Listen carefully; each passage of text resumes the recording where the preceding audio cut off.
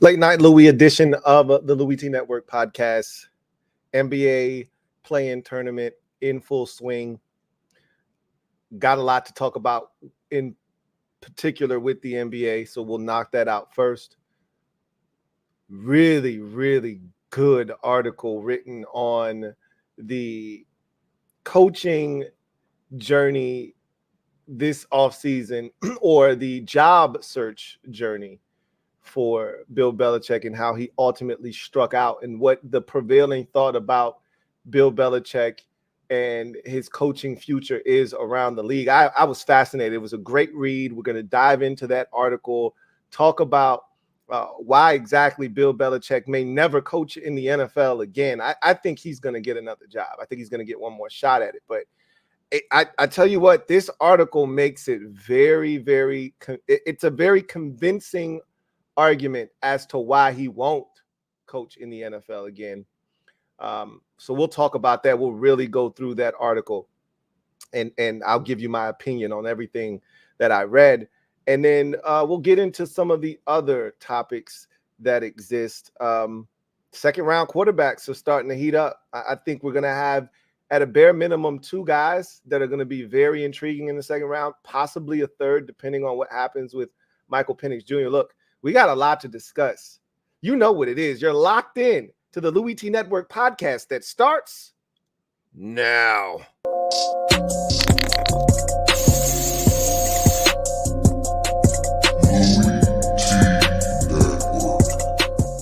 The Louie T Network is powered by MusicHead University. MusicHeads, classes in session. Turn me up. Enroll on YouTube now. Link is in the description. Who else could it be but me, your man, Louie T? Welcome to the 412th installment of the Louie T Network podcast. I, of course, am your set man, Louie T. Thank you for joining me. Number of topics that I want to knock down. Let's start with the NBA. So before we even get into the play-in tournament and the two games yesterday and the one game that's already taking place tonight, how about Jonte Porter being banned for life from the NBA for gambling and betting on the league, including like 3 or 4 games on his own team, and even giving out information as to his injury status in terms of betting information. I always struggle with guys who think it's okay or a smart idea to risk it all for chump change, because that's what it amounts to. I think I saw something along the lines where he ended up pocketing $70,000 or something throughout the course of his bets, which is stupid because you play in the NBA. And the minimum salary in the NBA, usually for guys who are on a 3-year contract, that, let's say you were a two-way player and you earned your way into the league, right? Like we saw with Deion Ellis last night. We'll talk about his performance with the Kings last night, but say you're one of those type guys, you're going to sign a 3-year, $7 million deal. So you're going to be making roughly 1.5 mil a year, something to that effect. I mean, the lowest of levels of contracts in the NBA, you're still making over $1 million. So I don't understand. And you're playing at the highest level there is. You've worked this hard to get to this point. I never understood Calvin Ridley doing what he was doing. I don't care what the excuse is. Betting on the league that you play in is stupid. If you know that's the rules, whether you do know it's the rules or not, I'm not even chancing it. Now this guy, if he wants to play professional basketball, is going to have to leave the country to do so. What a stupid, idiotic decision he made. Look, his family has money. He's one of the Porter brothers. Doesn't matter. You want your own money. You don't want to be having to mooch off of your brother or anybody else for that matter. This is a dumb decision. And I don't have much sympathy or empathy for dumb decisions. So the league made an example out of his ass, which they should, right? We don't want this kind of behavior to be repeated. So we're going to show you what happens to people. And it's much easier to do this to a guy that's a basic player in the league, right? Had he, the same thing we saw in the NFL when they started handing out suspensions left and right. Even though Calvin Ridley's, not a basic player, and he was out for an entire season, it's easy to tell Jonte Porter, you're out for good. Pete Rose's ass. What an idiot. Anyway, I digress. So yesterday's play-in games were very entertaining for different reasons. So the first one, I remember I told you guys I didn't want to step on the toes of that game because I wanted to watch it myself, but I thought it was going to be a good basketball game. It ended up being a lot better than I thought because I figured the Lakers would win the game, and I thought they would win it convincingly. I couldn't have foreseen Zion Williamson going off the way that he did without really any help from Brandon Ingram or CJ McCollum, and single-handedly. And I thought Jose Alvarado had, huge contributions. It might not have showed up on the stat sheet necessarily, but I thought his defense, his intensity, his ability to penetrate, get in the lane, set up for others, all those things were really vital to the success of the Pellies in that game. But it was really about Zion Williamson. And I thought it was on both ends because him getting injured, first of all, he had a 40-piece. As he got injured, he dropped, his 40th point of the game, and he gets injured and leaves the game. And we later find out that it's a hamstring tweak, and he's done for the play-in tournament, which means the Pelicans are probably done. I say that, and then who knows, BI could rise from the ashes. He didn't even play down the stretch when Zion left the game. They just left him on the bench. And CJ McCollum can rise from the ashes as well. And all of a sudden they go out. They've done this before where they've won a play-in tournament game without Zion Williamson and made it to the playoffs. Matter of fact, they did it last year and gave Phoenix a run for their money in the first round. So I won't put it past them, but I don't like their chances against Sacramento, a team that they have destroyed this season with Zion in the lineup. Now without Zion, you got to like the Kings' chances. I would have loved to have seen how that game would have ended had Zion stayed healthy. And I think, and I was telling my dad this, I was telling Boss Man, the biggest loss for Zion in that game wasn't the offensive side, because even though he was their go-to guy and they didn't really have an answer for him, they still scored on the next 3 possessions after he left the game. It wasn't because of their inability to score once Zion left that hurt them. They couldn't get stops. And I think what hurt them more was that when Zion left the game, they didn't have anybody to guard LeBron, which is why I thought they would have gone to Brandon Ingram or somebody that would have given them a little bit more size. I think they put in Dyson Daniels, and LeBron just went straight post-up mode. He went straight downhill, post-up mode, got to wherever he wanted on the court. He had a fadeaway. He drew a double team. They couldn't box out AD because they didn't have enough bodies because 2 guys were flying at LeBron because he had a mismatch. That's where they got hurt the most, because Zion was playing LeBron and he was bodying him up and he was making him take tough shots. He was getting the ball out of his hands. He was making it difficult on LeBron. And when LeBron was able to get that mismatch, they just went straight to pick and roll to get the mismatch, to get the switch. And then LeBron just went ISO, and they didn't have any answers. And that left AD down low to fight with Larry Nance. Nance was overmatched. You got a gang rebound where you're dealing with an animal like AD. What a great game that was. But the Lakers advanced. They'll take on the 2-seeded Denver Nuggets, the defending world champions. Meanwhile, it doesn't look good for the Pellies, losing the game and more so losing Zion to the hamstring injury. Even if you're to win the game against the Kings, you stand 0 shot against OKC without Zion Williamson. So they're in a pretty tough spot. I think I saw that he's not even going to be reevaluated for a couple of weeks. So he's out of the playoffs, at least for the first round, if they were to make it. So they're done. They're toast. It sucks because you've come this far, you put yourself in this position, and your best player goes down, and now you don't stand a chance. And that really sucks. The nightcap, though, was fun to watch because I was flat out wrong. I mean, I couldn't have been more wrong about how that game turned out. I mean, damn, the Warriors got their asses whooped. I mean, that was a brutal, vicious, flavor delicious ass whooping. I'm talking coat, shoes, and hat tooking ass whooping. And, you know, is that the last of the Warriors as we know it? I've said that before. They feel like the Patriots and Brady almost to me. Like every time I've said, is this the last time we've seen Brady and the Patriots say goodnight to the bad guy? Like I've said that so many times, and then Brady would rise and the Patriots would rise like Maya Angelou, and we rise. And they would come back and they would win again. I don't think they're winning another championship, but we've had opportunities to break this group up before, and guys always seem to come back. The organization always finds a way to bring them back. I don't see Klay leaving, but Klay's a free agent. He's already said he would take a little less to come back. I figure they're going to get it done. But wouldn't it be fitting if his final game as a Golden State Warrior, he went 0 of 6 from deep, 0 of 10 from the field, and scored 0 points?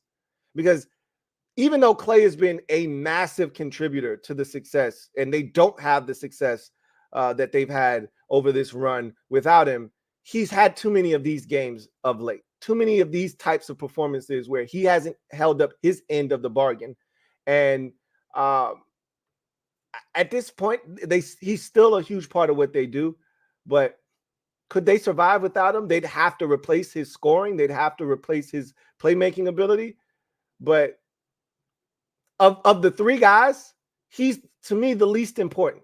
I know that sounds bad, but you can't survive without Draymond. He's really the engine that powers that thing, even though he's unstable. You don't know if the car's gonna start when you stick the key in the ignition and turn it on, or if you're gonna, we're talking about a new car. That's an old car. The Warriors are an old car, so you got to stick the key in the ignition and turn it, right? You don't know if that bitch is gonna start up. You don't know if it's gonna turn over. It's damn sure not turning over without Draymond in the lineup. Sometimes with him in the lineup, the shit doesn't turn over, but you don't stand a chance without him. They've won. They've had success with Klay having the type of performances he had the other night. Now, as far as the Kings, wow.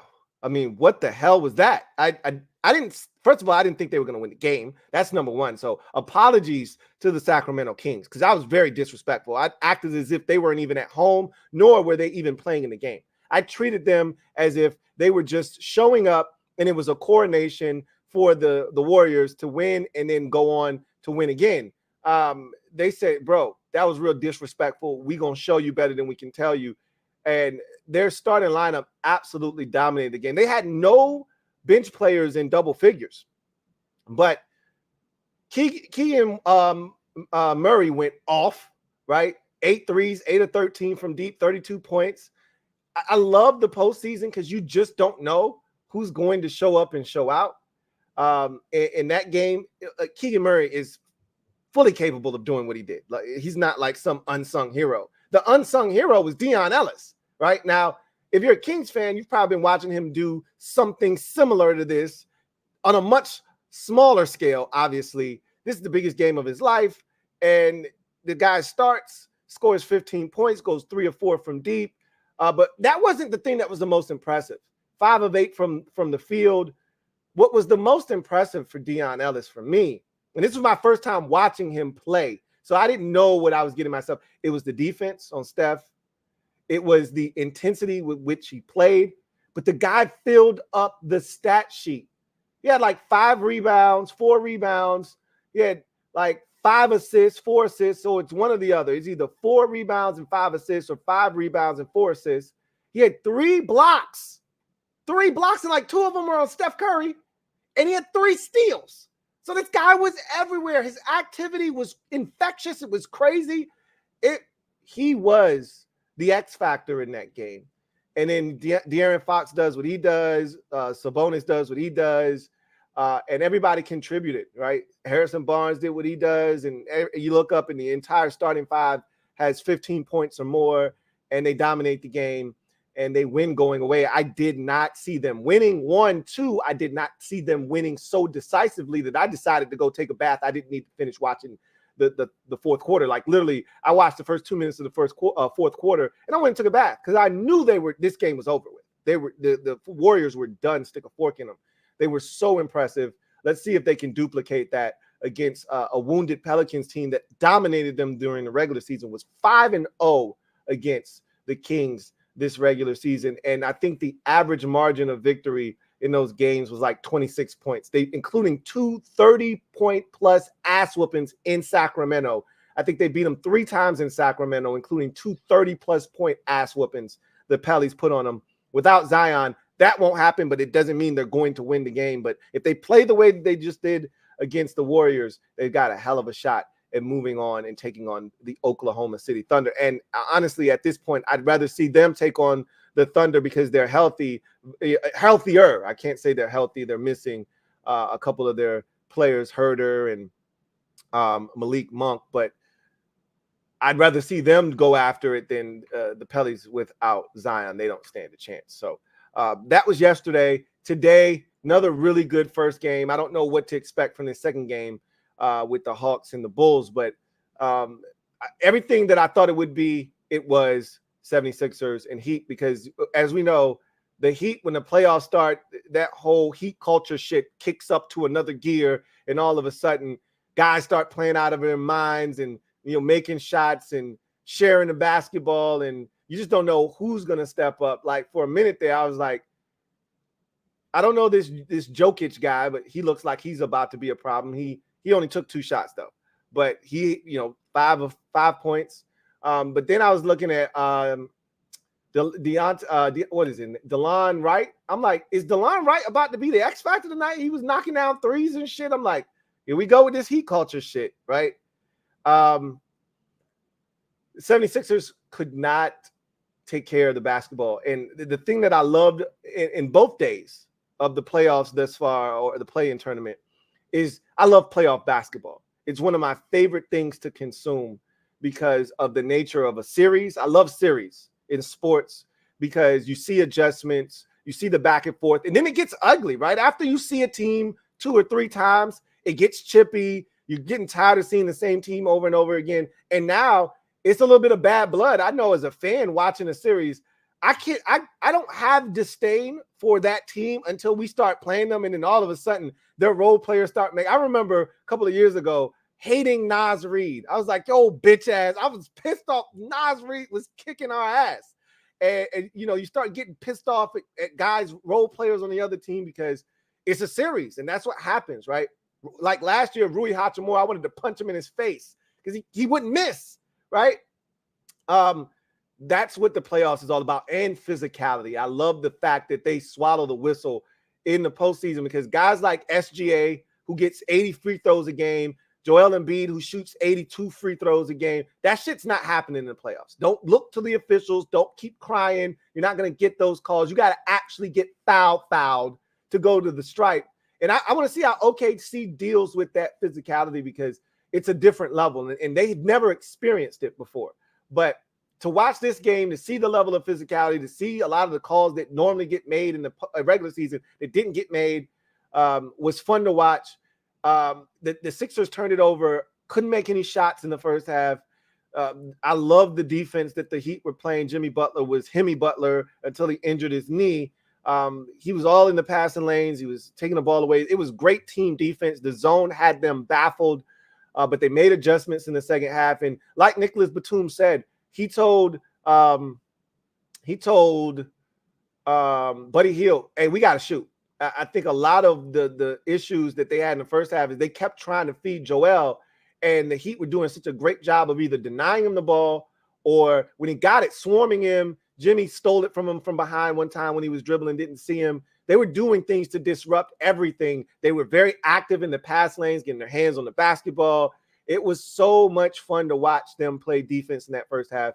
And then the Sixers weren't making shots. So you're turning it over. So you're not. And one of the things that I can't stand when it comes to playoff basketball is that you have to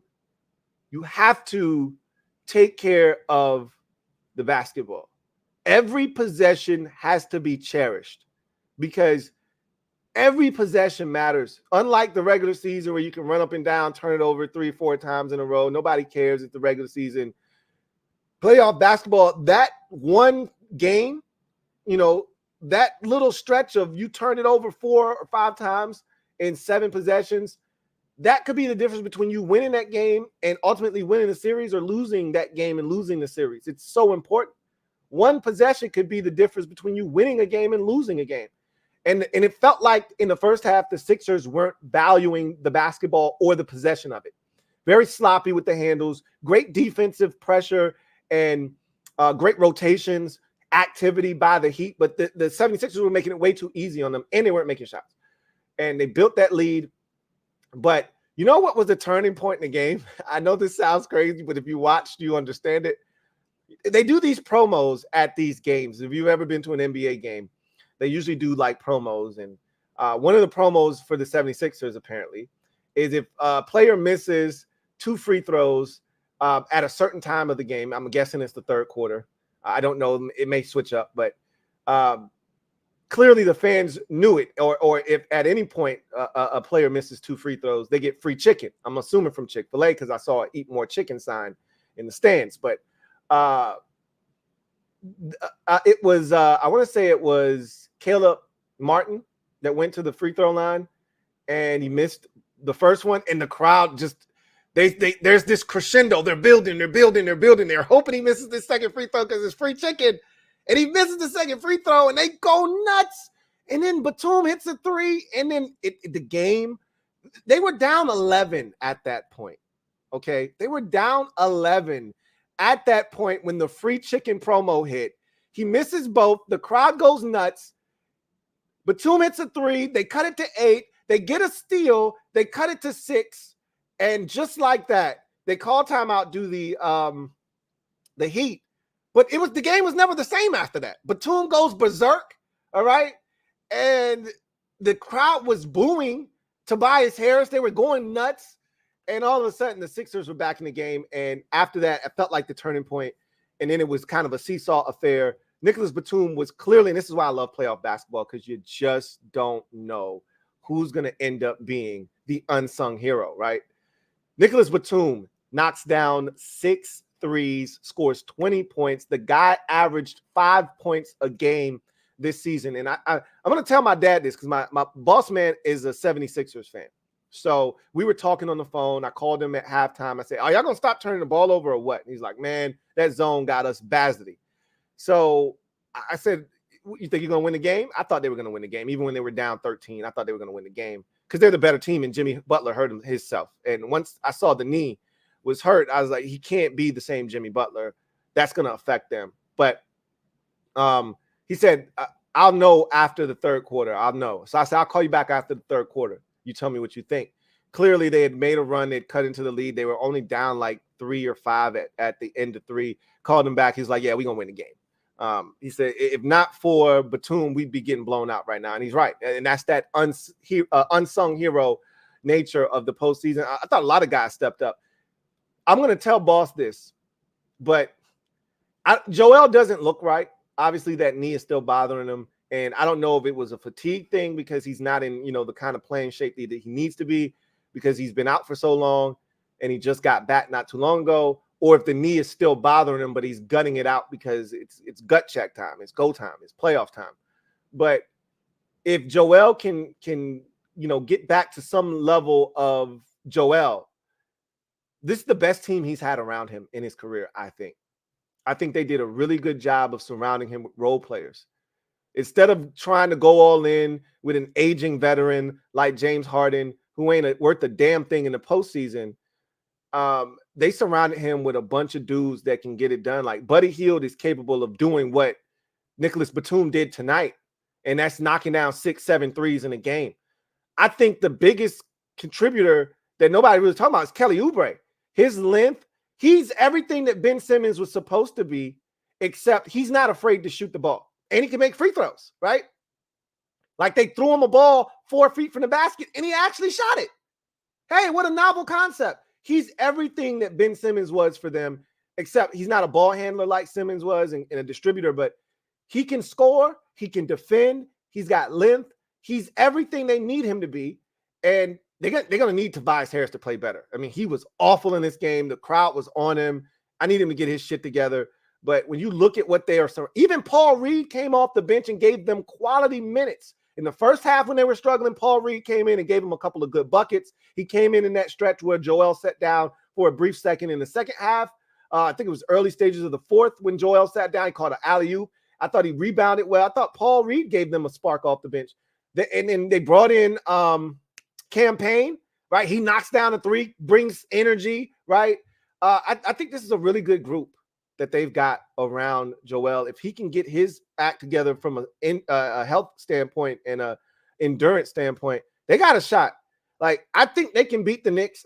Again, this time off is going to be great for Joel and that knee. Obviously, that's why you want to win this game. They don't play again until Saturday. So this is going to be invaluable time off for them to try to get him where he needs to be and maybe even get that endurance up. There's no way to replicate getting in game shape other than playing, but it's going to be good for him to rest that knee and get that treatment and get him ready for that series. With no Julius Randle, I think the Sixers go in there and beat the Knicks for the second year in a row. The Knicks will have home court advantage and lose. I think they're going to lose this series to the 76ers, again, if Joel Embiid is able to stay healthy and play the kind of basketball that we know he's capable. They don't have anybody that can guard him.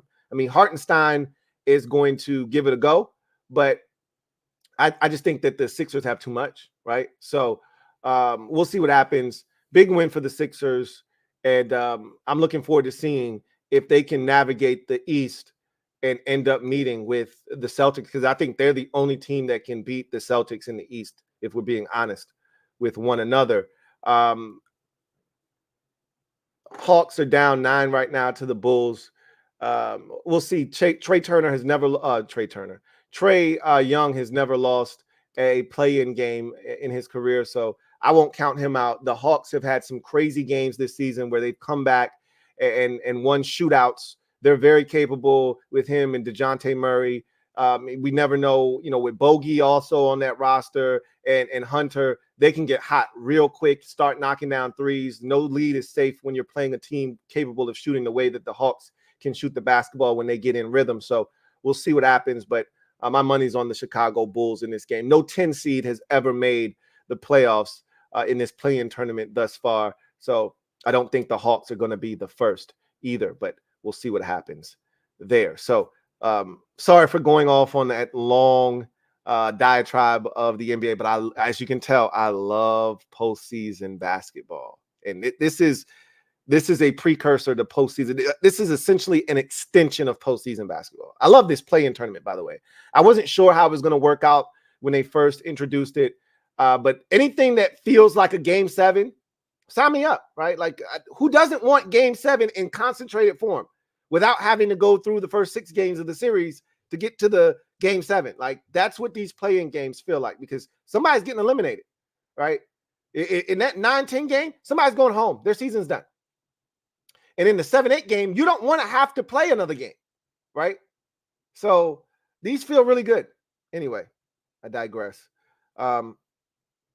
Let's get to the gym dropping session. And then when we get to the social media maneuvers, we'll double back, because I'm pretty sure some of y'all want to talk NBA. And, I'm all for it. So let's jump into the gym dropping session, though, shall we? I think we shall. Let me drop this gym on your melon. Open your mind, let your conscience be free. You're now rolling with your man, Louie T double E. Let me open you up, get you thinking a little bit. So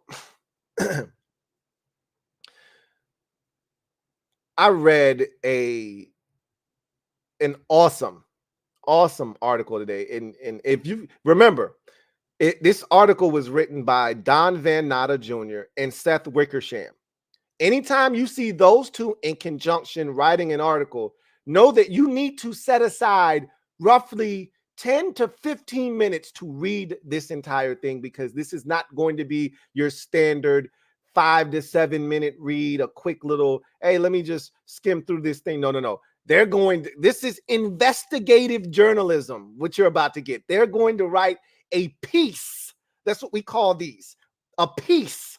Okay. This isn't an article. This is a piece. When you get Seth Wickersham and Don Van Natta Jr. on the case. It's a piece. Okay. So I knew when I saw who wrote that, I was like, oh shit.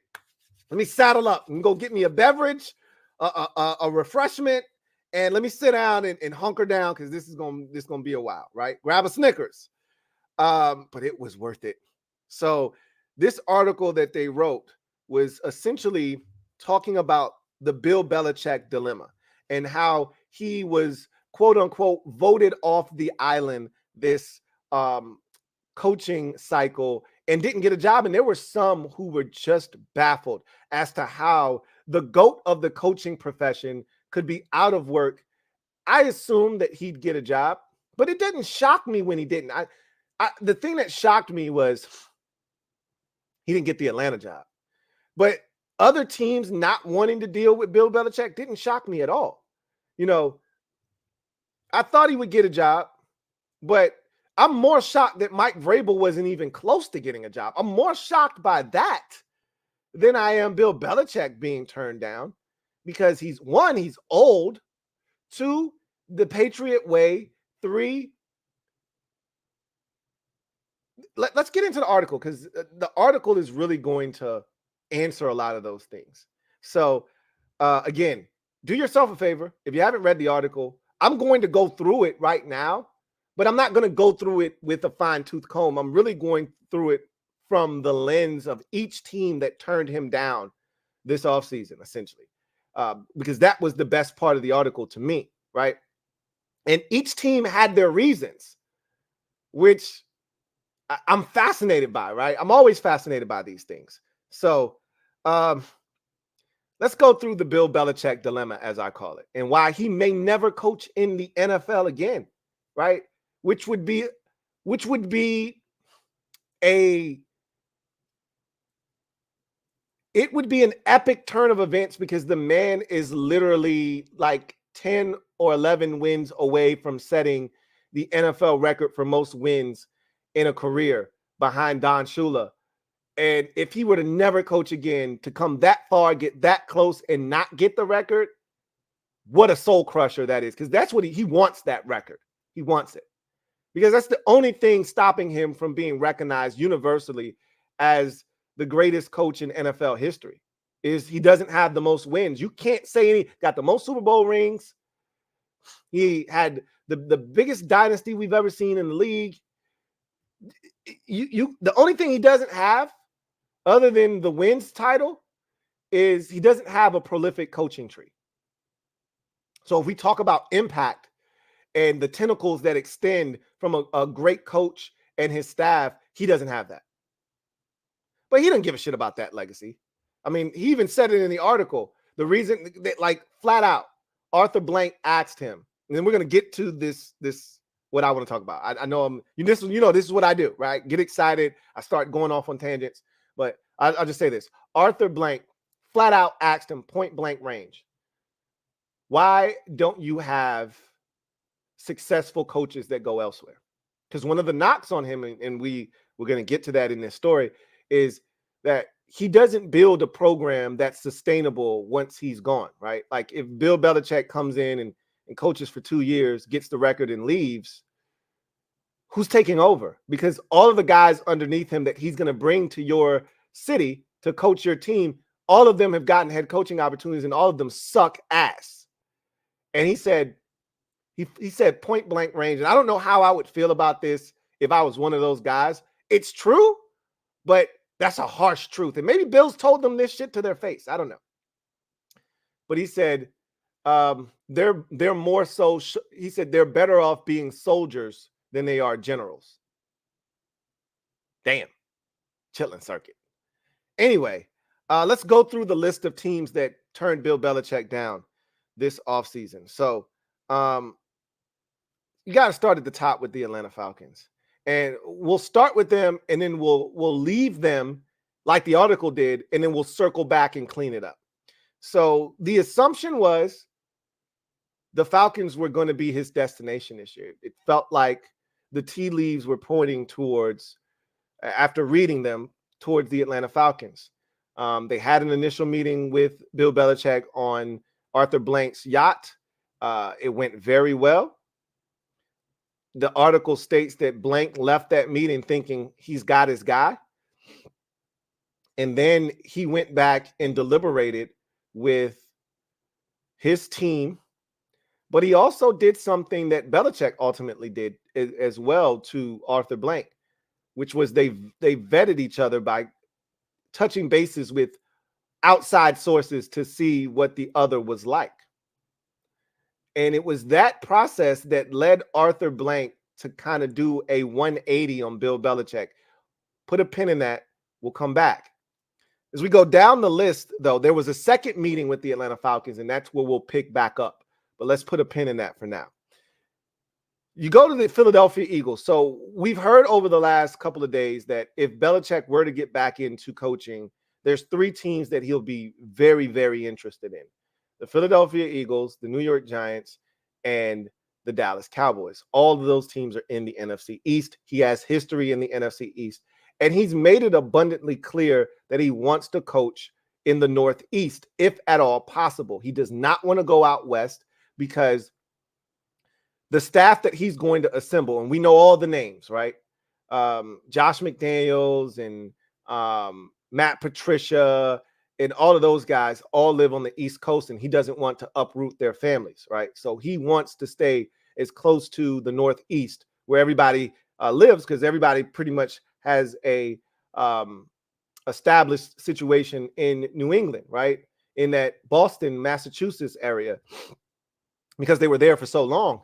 So he doesn't want to uproot their families. If they can stay in that Northeast area, it'd be really beneficial. And the Eagles and the Giants in particular would give him that opportunity and give them that opportunity. So he was interested in the Eagles job. He was interested in any job in the NFC East, really, because Washington was one of the jobs he was interested in as well. We'll talk about that here in a second. But the Eagles job wasn't actually vacant, as we all know. Remember, they were deliberating over whether to fire Nick Sirianni or not after the disappointing finish to the season. It was a train wreck. Remember, they brought in Matt Patricia as a defensive coordinator consultant. He ended up taking over the play calling. He was worse than Sean Desai. It was an epic fail and a disaster. The offense went into the toilet. They called quarterback draws on 3rd and 12. They were a mess. All right. They were pointing fingers, and it ended so poorly that they entertained the thought of firing a coach that 1 year prior was in the Super Bowl. And at one point they were 26-5, 26-5 under Nick Sirianni. And they thought about firing him, which was crazy to me. But with all that said, they considered Bill Belichick because he has a relationship with Howie Roseman, and he has a relationship with Jeffrey Lurie, the owner of the Philadelphia Eagles. And Howie Roseman reached out to Bill Belichick just to check the temperature of how he was doing. Reports were that they never actually talked about Philadelphia and what kind of a fit it would be for Bill. He more so said he was just checking on Bill's well-being after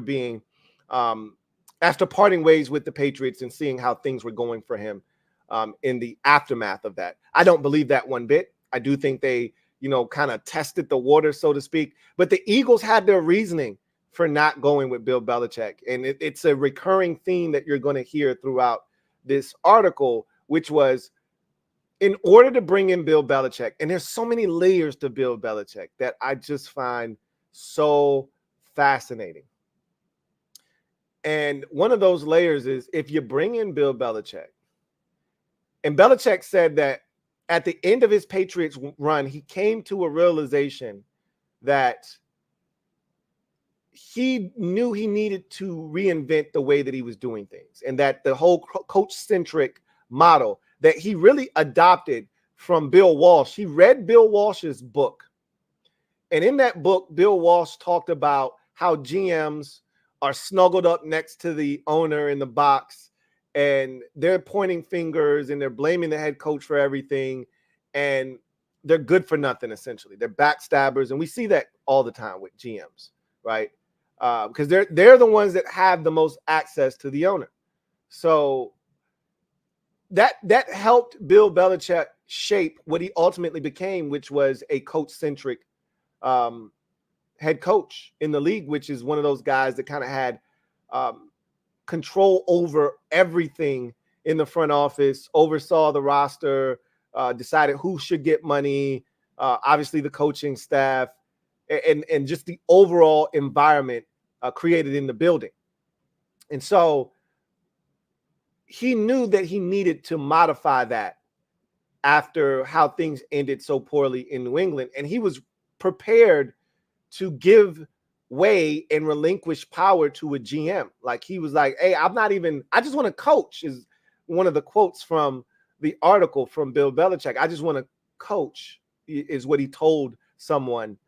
I think he even might have told Arthur Blank that exact quote. Like, I just want to coach. But in the Eagles' mind's eye, he doesn't have to say that he wants full control, but he's Bill Belichick. And he's going to come into your facility and he's going to make wholesale changes because he's going to bring in his guys. He's not going to leave the staff intact, which no coach does. It's not like this is a Bill Belichick thing, but he's going to bring in Matt Patricia. He's going to bring in Joe Judge. He's going to bring in, all of the guys that we know that he's going to bring in, right? He's going to bring in Josh McDaniels, and he's going to bring in his entire staff. And he's going to overhaul the building, and he's going to change. The Eagles had fun. Remember what I think it was Lane Johnson who said, playing for the Patriots is lame because they don't have any fun. We have fun over here. Like, that was one of the storylines when the Eagles beat the Patriots in the Super Bowl, was like, hey, y'all some squares over there. Y'all ain't having no fun. We having a blast over here. I would never want to play for y'all. Y'all shit is weak, right? That's what he would be bringing to New England or Philadelphia, the Patriot way. And the Eagles even went as far as to say, he's not only going to come in and you're going to have to uproot everything in your building to acquiesce to how Bill does it, but Bill he's 73 years old. Bill isn't sticking around for 5 more years, 7 more years. Bill's going to come in here for 1 or 2 more years, get that record, and then he's going to bounce. And what are you left with in the aftermath of him coming in, changing your entire building, changing the way that you do things fundamentally, and then you've got nobody because he does not cultivate a staff that is able to then pick up where he left off. Clearly, we've seen that. Everybody has failed other than Brian Flores, and even his situation in Miami ended very poorly, right? But none of the guys that left New England had any success. The guy that has the most success wasn't a coach on the Patriot staff, but rather a player, and that's Mike Vrabel. So none of the coaches, Charlie Weiss, Romeo Crennel, we can go on and on and on, Bill O'Brien, none of these guys worked out. Josh McDaniel, Matt Patricia, all of them epic fails. And so you're left with nothing. If Belichick comes in for 2 years, leaves, gets the record, bounces, you got nobody as an understudy like the Patriots had with Gerard Mayo. You got none of those guys that you feel like you can have on the staff that can step in and take over. Now what? Now you got to blow this thing up and start anew. And nobody wants to do that, right? So the Eagles are like, yeah, we interested in Bill, but we're going to have to change everything about how we do things. And then for what? For 2 years of service? And there's no immediate plan in place should Bill decide he's done. I remember a lot of people thought that his son would be the natural progression in New England, but old mullet boy who ended up in K-State, I believe he went to, or somewhere out west, Washington or somewhere. I don't know where he is now. I think he went to Washington.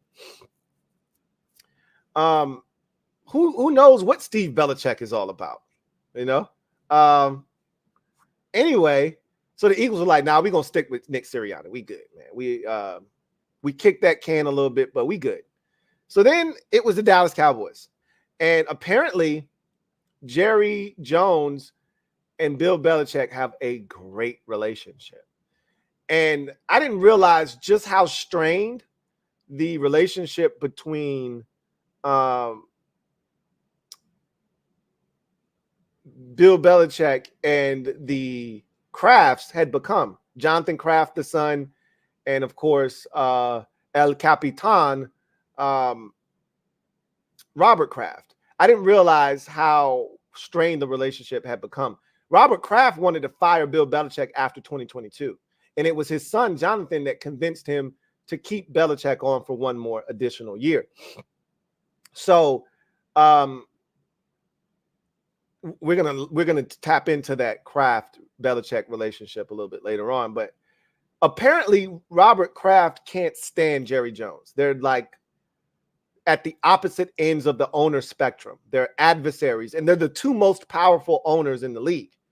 Jerry Jones on one end, Robert Kraft on the other end, and they can't stand each other. So it's this prevailing thought that Belichick would want to go to Dallas to stick it to Robert Kraft.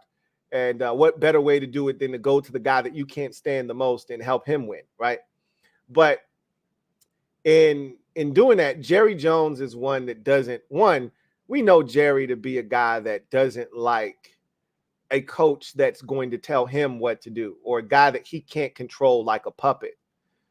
It's why we've seen Jerry Jones stick with the same coach, even though he's been mediocre for many years, over and over again. I think he stuck with Wade Phillips probably a year too long. We saw how long he stuck with Redhead Jesus, Jason Garrett in Dallas. And then Mike McCarthy, I don't think has gotten a fair shake in Dallas. A lot of people have been calling for his head every year. Now, I don't love Mike McCarthy. You guys know I'm not a Mike McCarthy fan. I think you can do better than Mike McCarthy, but they've gone 12-5 2 years in a row, if not 3 years in a row now. Like, I don't know if his first year was bad because Dak got hurt. That was 2020. I think they've gone 12-5 each of the last 3 years under Mike McCarthy. So you can say what you want, but he's been very effective for the Dallas Cowboys in the regular season, at least. That said, Jerry doesn't want a guy he can't control as a head coach. And although I wouldn't be shocked if this season doesn't go well, and everything points to this season not going well for Dallas, but we'll see what happens, right? Looks can be deceiving, but they've had a rough go of it this offseason. But, a quiet offseason might be the best thing for them. Who knows? Anyway, if they were to not have the season that, and remember, Mike McCarthy, much like Dak Prescott, is going into the last year of his deal. So he's a lame duck coach. So Jerry doesn't have to do anything with Mike McCarthy. If it doesn't work, he just doesn't renew his contract. And at that point, Belichick is in play in Dallas. But that's what Belichick, I think, is holding out hope for, that a situation like Dallas comes available and he's able to finagle his way into Dallas and become the new head coach of the Dallas Cowboys. But Jerry was going to stick with Mike McCarthy, and he said it immediately after the loss to Green Bay. He made sure that there was no questions about that. He could have let it linger, because that's the Jerry Jones move, to keep everybody talking about Dallas and keep the Cowboys name on the tip of your tongue. He could have allowed Mike McCarthy to just hang in the balance there, but he didn't. Immediately after the game, he endorsed him and said he's going to be back. So that ruled out Bill Belichick in Dallas. But don't rule him out in Dallas altogether, because, as I said, if things don't go well this year, Philadelphia could fire their head coach, Nick Sirianni. Dallas could move on by just not renewing the contract of Mike McCarthy. And that would be those are two of the places that he's talked about wanting to go, right? Then there was the Washington Commanders, sticking with the NFC East theme. He was very interested in coming to Washington. There was initially mutual interest. I don't think owner Josh Harris ever truly wanted Bill Belichick because of, and we're going to get into the meat and potatoes of why he ultimately decided to pass on him. But looking at it from the Belichick standpoint, Belichick grew up in Annapolis, right? His dad was, I think, a coach with, it's either Army or Navy. one of the two. I want to say it was Navy. Might have been Army. I think it was Navy, though. But he grew up in Annapolis, Maryland. And so the Baltimore Colts was the team that he ended up, I think, breaking into the league with. He's got roots in the DMV area, essentially. So coming home would have been great for him. And again, it's still in the Northeast, which is where he wants to be. And he's very interested in this opportunity. Why wouldn't anybody want to be, why wouldn't anybody be interested in this opportunity? Again, we had, I would argue, the best situation if you just take out the quarterback, right?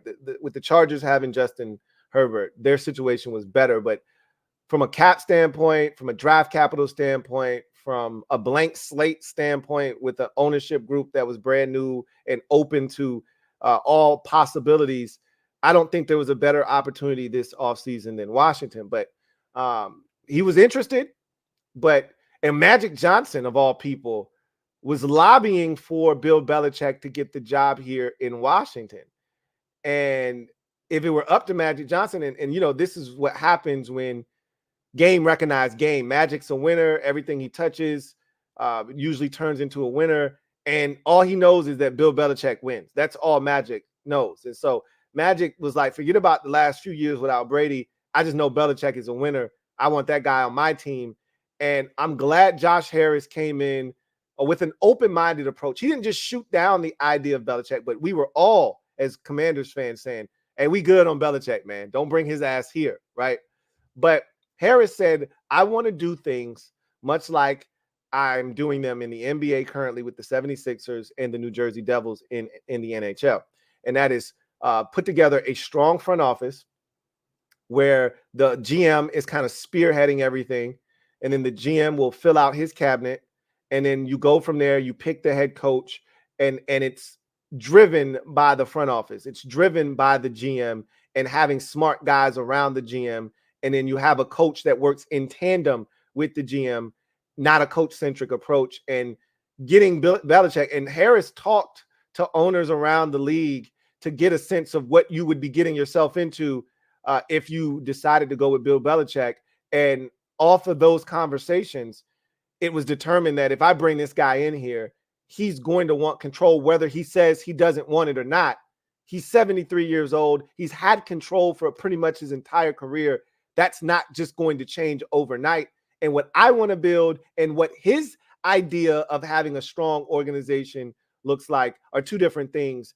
And so we're just going to go in a different direction. And ultimately, Josh Harris overruled Magic Johnson's desire to bring Bill Belichick to Washington and said, we're going to hire the GM. And once they hired Adam Peters, that was pretty much the beginning of the end of Belichick ever having a shot in Washington. So you move on to the Carolina Panthers.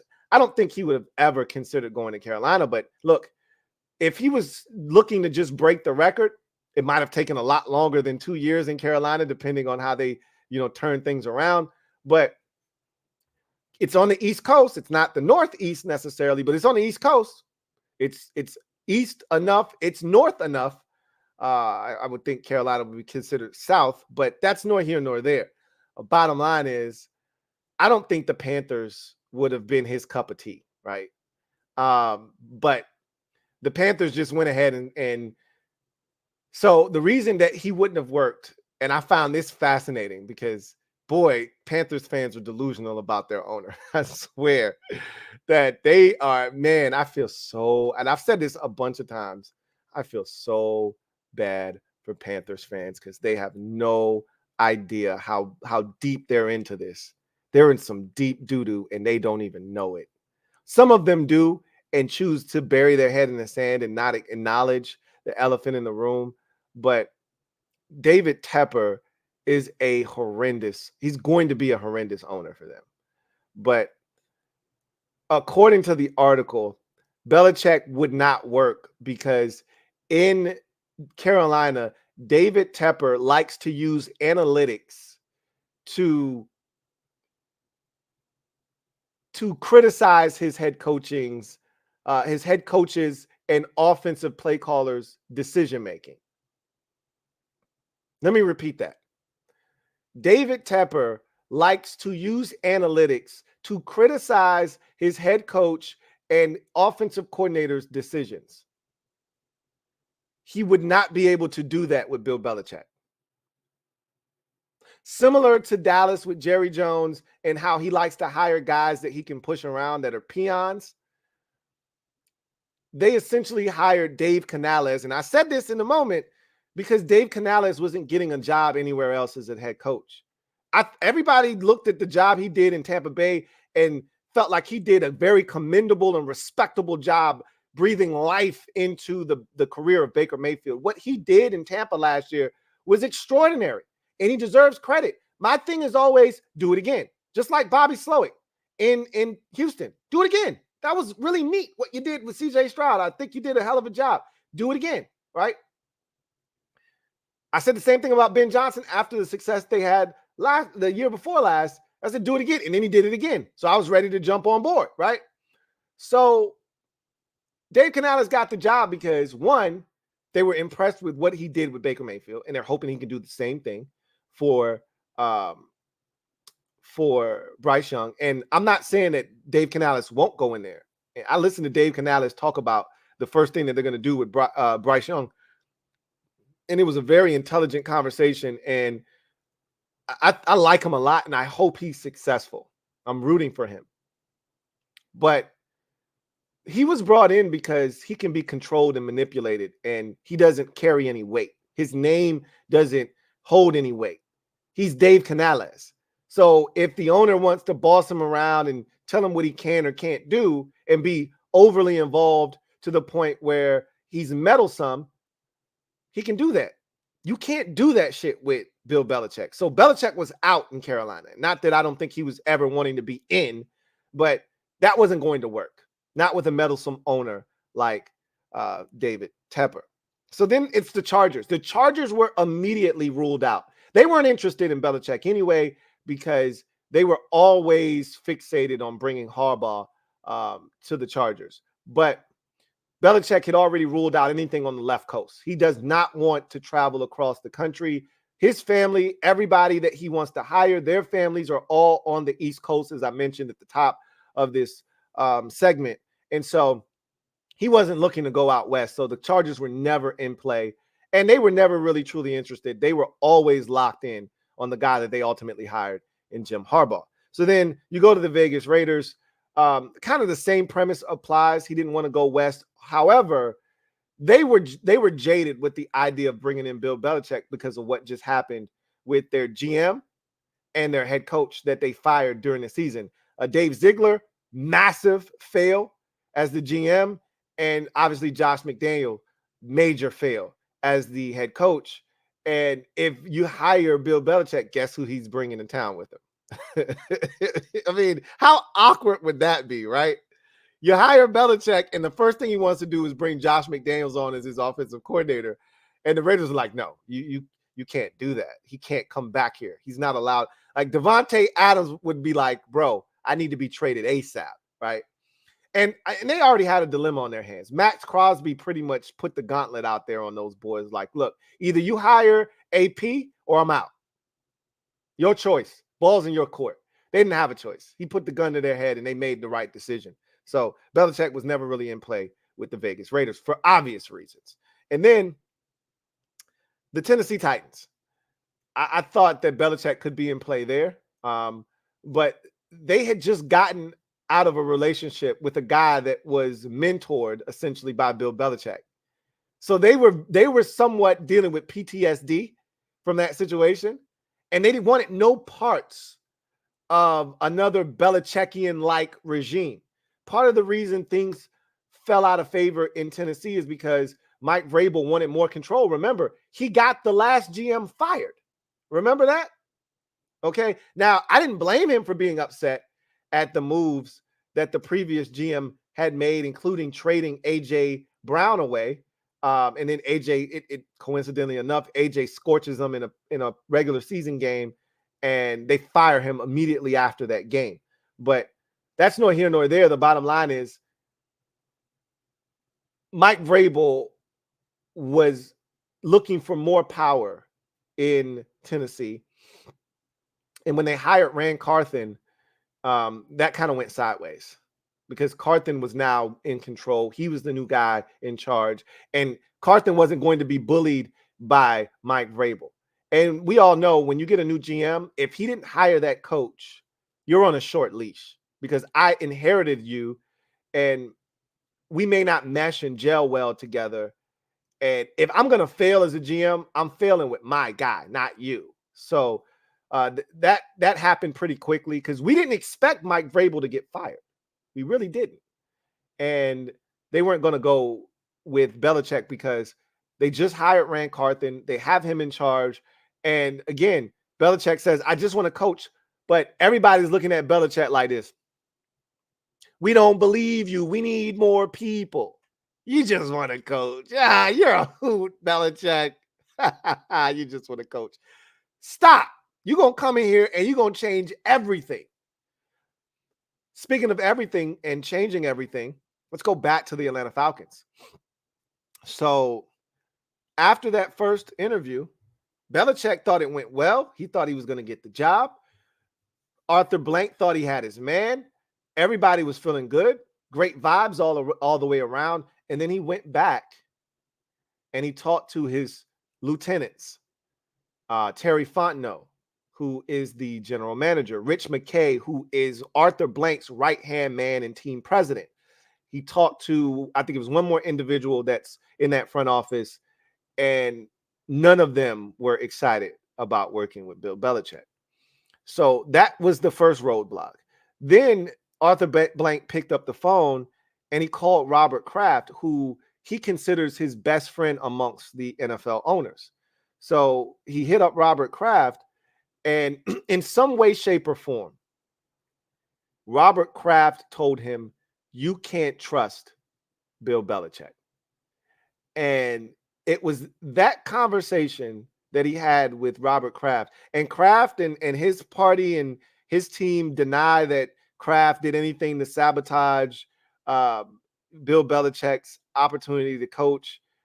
And, you know, but it's been documented that Robert Kraft does not like Bill Belichick. And they talked about this series that came out. I never watched it. Maybe I need to go watch it. It's called The Dynasty.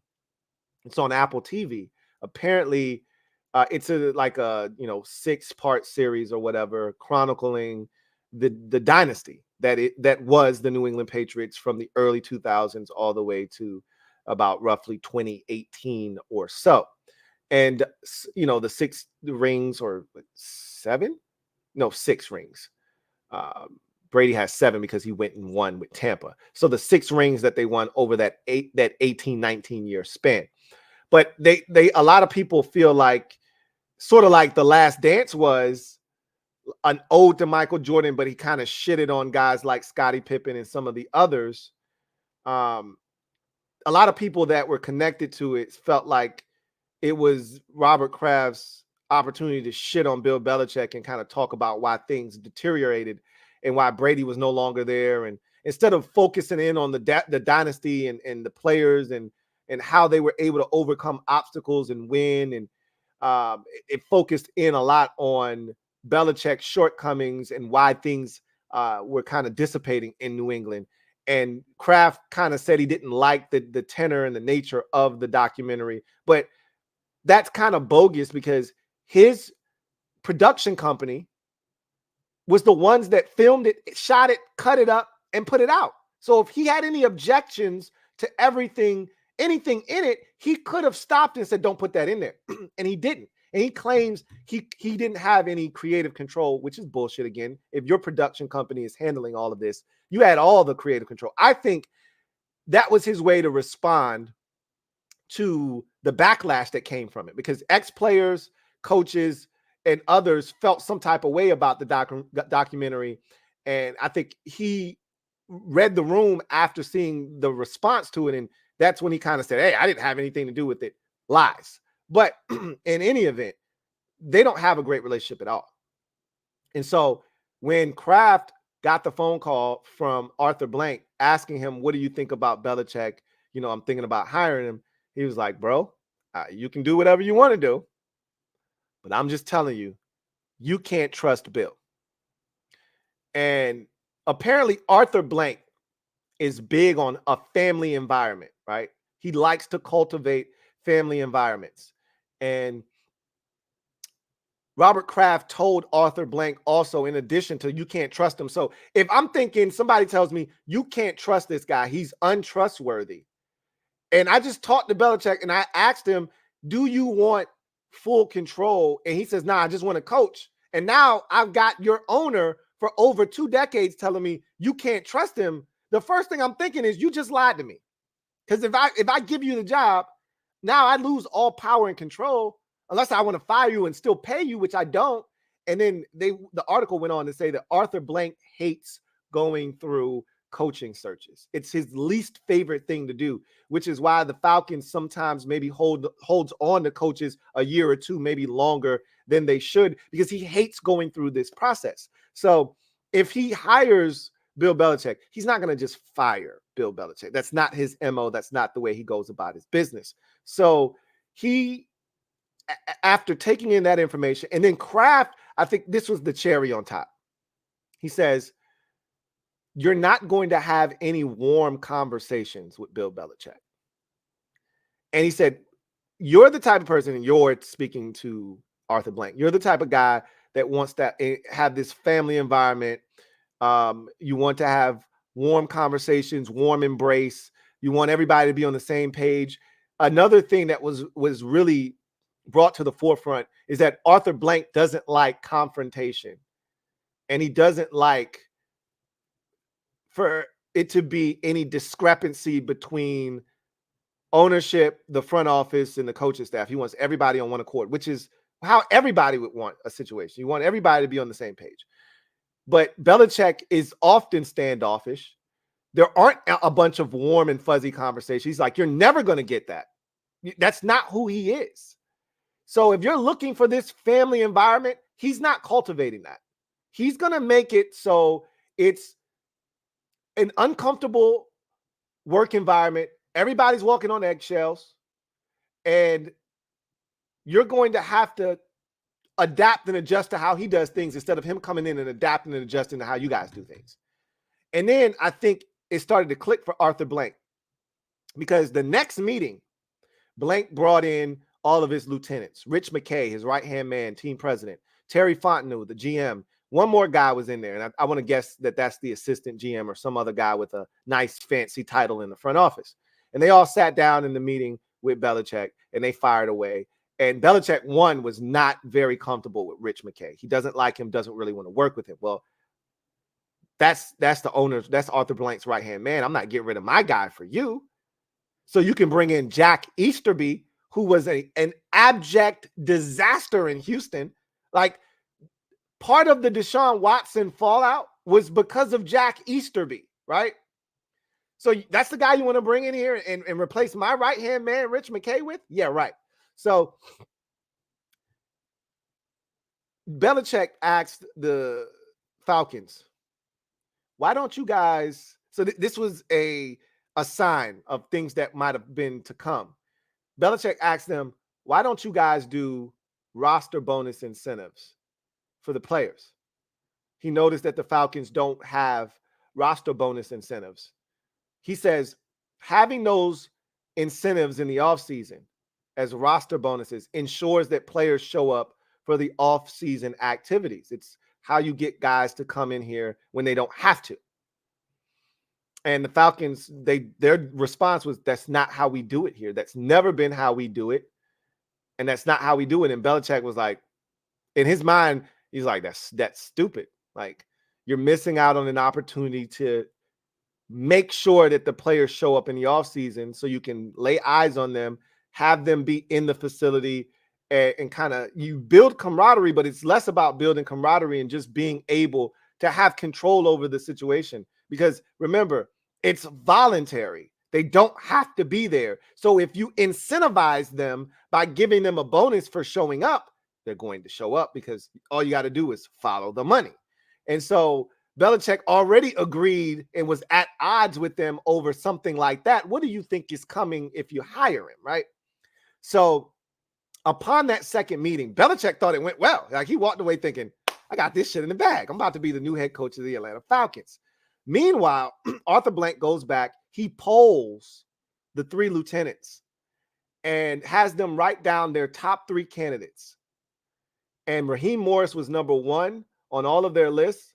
Number 2 was Mike McDonald. Number 3 was the Texans offensive coordinator, Bobby Slowick. So none of them wanted to work with Bill Belichick. Okay. None of them wanted to work with Bill Belichick. They didn't trust him. They thought he was going to come in there and try to change fundamentally how they do everything, which is what everybody thinks about Bill Belichick. And they're not wrong for feeling that way, because if you hire Bill Belichick, you're not just hiring Bill Belichick. You're hiring Joe Judge. You're hiring Matt Patricia. You're hiring Josh McDaniels. You're hiring Jack Easterby. You're hiring essentially the old Patriot way and the old Patriot guard, and you're bringing them to wherever your location is, and they're going to systematically break down whatever it is you built as an organization, and they're going to try to turn it into the new Patriot way wherever you are. And then once he's gone, where do you go from there? And another thing that was in the article, and I think it was with one of these teams where this came up, where they said, and it was, all of this was anonymous sources. Nobody wants to be on the record. But somebody said the way that he handled the offense in New England, like Mac Jones looked like a viable NFL starting quarterback after his rookie season. Mac Jones was spectacular that rookie season. And I know this has nothing to do with nothing, because a card is only worth what somebody's willing to pay. But based off of his rookie season, somebody paid $100,000 for a Mac Jones rookie card that didn't even have ink on it. He didn't sign that card, nothing. It was a one-of-one black rookie card, right? That a prism, and somebody's paid over $100K for it. They thought Mac Jones was going to be the next Tom Brady. And to watch them systematically strip him of all confidence that he had, turn him into a shell of himself. And the person said the arrogance of Bill Belichick, thinking that he could assign Joe Judge and Matt Patricia to be the offensive play callers. Are you kidding me? That alone should stop him from being a head coach again. That was malpractice, what he did to the Patriots offense the last 2 years. I couldn't agree more. We talked about that so many times on the podcast, how out of pocket Bill Belichick was for doing that on the offensive side of the football. That was a gross miscalculation on what they should do in lieu of losing Josh McDaniels. In any event, going back and polling his lieutenants, Arthur Blank realized nobody wanted Belichick. He wasn't even in the top 3. And it was at that moment they realized, well, Raheem Morris is our guy. We got to get him before he ends up somewhere else. And so they offered Raheem Morris the job, and the rest is history. But the larger point about this conversation is we went through 8 different teams, all of which could have hired Bill Belichick this offseason. None were interested. And honestly, of the group, only 2 were even remotely interested. That's Philadelphia. And they were way, way, way off in the distance. When I say remotely, I'm using that term very loosely, but they did check the temperature. And then obviously Atlanta. Nobody else of the other 6 teams out of the 8, nobody else was interested in Belichick. And when you factor in his age, a lot of people question his motives now. Like, bro, are you really here to help turn the organization around, or are you here for selfish reasons? Are you here to get that record and then bounce? Is that what you're really coming for? Because in the article, you heard multiple times people say Belichick might only come in here for 2 years, get that record and leave. And then what? It's not like we can say, all right, well, we're going to get a job to Josh McDaniels and he's going to pick up where Belichick left off, or we can give it to Matt Patricia, and he'll pick up where he doesn't groom coaches to be able to take over and run their own program. And he sat down and he told Arthur Blank, those guys are better off being soldiers than generals. Well, damn. But I look at it from this perspective. If they're better off being soldiers than general, whose job is it to groom them to become generals? That's part of to me, that's part of the legacy of a coach, is what were you able to spawn from your tree? Like, what were we able to gather? One of the best abilities of a coach is to pour into other coaches and get them prepared for their opportunity, because if they're really good at their jobs, they're going to get one. Belichick never took the time to pour into any of his coaches. His goal was always, how do we win here in New England? You get a job based off of what we do here, good for you, but I'm not looking to help you leave. You'll leave based off of the success that we have here, but I'm not going to groom you to go be a coach somewhere else. This is how we do it here. This is how we win. This is how we get our success. You can take from it what you want, but I'm not going to have little sessions where I pull you aside and show you the ropes and do this and do that to help you. You got to figure that shit out on your own. All I'm interested in is, how do we win here? How do we do it again? And over time, it's that mentality coupled with how they've done things in New England and how you have to strip everything down and build it up the way in the image of Bill Belichick that scares people. I don't know if he's going to get another job. To be brutally honest with you, it'll be interesting if the Eagles and the Cowboys both have vacancies next year. Those are the only two spots. He also mentioned the Giants. I don't think they'll move on from Brian Daboll, but last year was pretty rough. And if we have another one of those rough seasons where Brian Daboll struggles, anything could happen. I still find it hard to believe that Daboll, who took them to the playoffs in a year where they were supposed to be rebuilding and supposed to suck ass, and they won 9 games and won a playoff game, I still find it hard to believe that they're going to get rid of him without having a chance to coach a new quarterback. I think Daboll is going to be there. So it'd be interesting to see what happens if Dallas and Philadelphia both have vacancies. Because if they do, he could land a job at one of those spots. But Jerry Jones he's a very polarizing figure, because he's dealt with Bill Belichick. He's dealt with Belichick's mentor, Bill Parcells. That didn't go well. But clearly, Parcells' experience wasn't enough to deter Bill Belichick from seeking an opportunity potentially in Dallas. And Jerry is desperate enough at this point of his career. He'll do anything to try to win, even putting up with a coach that isn't a puppet. So I could see that being a situation that potentially works in Dallas.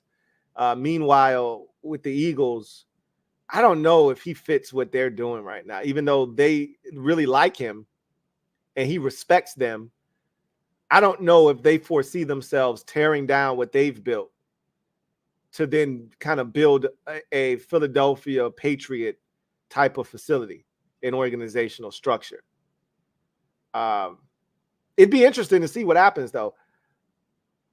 I actually think there's a 65% chance that Bill Belichick's coached his last game in the NFL, which would be bonkers. Because my thought process was, well, he didn't get it this time. We see this all the time with coaches of his ilk, where they sit out a year and then they become the hottest thing since sliced bread. I'm talking about fresh out the oven. Oh, that smells delicious. Like, I remember what happened with, and a lot of times if you're that dude, you don't have to sit out a year. But I remember Shanahan sitting out a year and how he was the biggest, coaching candidate out there. Sean Payton sat out a year, and everybody was trying to get him. It was a bad year, though, if you were a coach looking for a job, because all the jobs sucked ass that year. But Payton was in high demand that offseason, and you had to trade for him, too. So that sucked as well because he was retired, but the Saints still owned his rights. And then you just think about all the coaches that, sat out a year who had chops, how coveted they were that very next year after they sat out a year. I just thought that would happen with Bill Belichick. Like, I expect Mike Vrabel to get a job next coaching cycle. I expect Bill Belichick, until this article, I expected Bill Belichick to get a job next coaching cycle. And he very well may. Again, if Dallas and Philadelphia, those are the two that I'm looking at and saying, there's a shot. But I don't know, man. It's pretty interesting, to say the least. I mean, yeah, I can't think, like, because Pittsburgh could not have Mike Tomlin back next year. I think Tomlin's in the last year of his deal with the Steelers. But that's another one of those family-run type organizations. They don't do a lot of change. We've seen them have 3 head coaches over the last, 50 some odd years between Chuck Noll, Cowher, and Mike Tomlin. They don't do change. And if Belichick comes in at age 75, because he'll be 75 by the time next season starts, 2025 season gets underway, when he'll be back in play, 75-year-old coach isn't coaching for 5 more years. He's coaching for 2 or 3 more years at max. So are you the Steelers wouldn't be interested in Bill Belichick. The Bills could have an opening potentially if remember McDermott was kind of on the hot seat until they got hot at the end of the season and made the postseason. Could McDermott get fired, and could the Bills and the Pakula family be looking to potentially go with the guy that tormented them in the division? I don't think so. You never know. Just thinking about some jobs, Chicago will more likely that there's no way that the Bears they're right now, they're driven by their general manager in Chicago. He's doing a phenomenal job turning that organization around. There's no way that Ryan Poles is going to bring in, Bill Belichick. So honestly, and he said he wants to stay on the northeast if at all possible. I think it's Philly or Dallas or bust. Wow. What a riveting article that was. Again, if you haven't read it, also Jeremy Fowler contributed on the article. Don't want to leave him out, but I don't see Belichick getting another gig, man. I think it might be curtains for him. He's burnt bridges. His way of doing things is outdated. It's antiquated. And then you got to understand that he doesn't build young coaches. He doesn't develop young coaches. So if he is coming in there for 2 years, because there might be an organization willing to risk it all for 2 years because they might get a chip in that 2-year span. If you're willing to risk it all, what's the recourse if Bill is out after 2 years? There's no plan in place because all of the guys underneath him have sucked ass as NFL head coaches and have proven that they cannot handle an organization as the head man. So where do you go?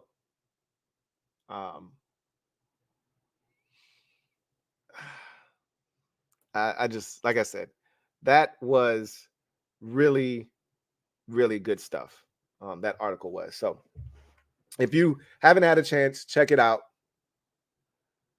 The Hawks are hanging in there. They're down 10, though. Down 10 in the third quarter, 95-85.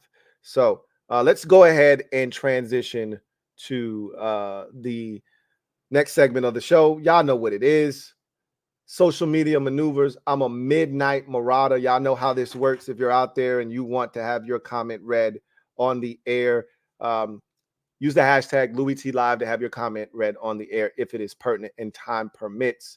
But as we all know, if you want to jump straight to the front of the line and ensure that your comment is read, super chats are the way to get that done. So with that said, let's jump. You know what? I got to take a 30-second timeout. I need a 30-second because I got to address some of these bitch ass Knicks fans. And if I'm talking to you, I'm talking to you. Boy, I didn't realize for fans of a team that's supposed to be like Knicks fans are supposed to be these diehards, these unflappable fans that are supposed to have thick skin, because in order to make it in the Big Apple, you got to have thick skin, baby, right? I talked about going there and just how different the environment was and how people just don't give a shit, right? And then I talked about the Knicks, and you would have thought I talked about the Knicks like they weren't the 2 seed and like they were one of the worst teams in the NBA. Like I trashed them or something. All I said was that their precious point guard, Jalen Brunson, wasn't a superstar. He's a star. Did I say something wrong? Because there's levels to the, in case you haven't been paying attention, there's levels to this shit. Jalen Brunson is a star, and he's heading towards superstardom, but he's not a superstar yet. And they got all bent out of shape. Their underwears got in bunches. They were, oh, don't talk NBA, Louie. Ah, shut up. Stop acting like a bitch. Man up. You want to talk ball? We can talk ball. Well, no, you need to stop talking ball, Louie. Jalen Brunson's a superstar. You know, it was one dude that was like, hey, man, ease up off my Knicks. Me and him can have a conversation. And and again, I didn't say anything wrong because I didn't trash the Knicks. But hey, y'all gotta chill, bro.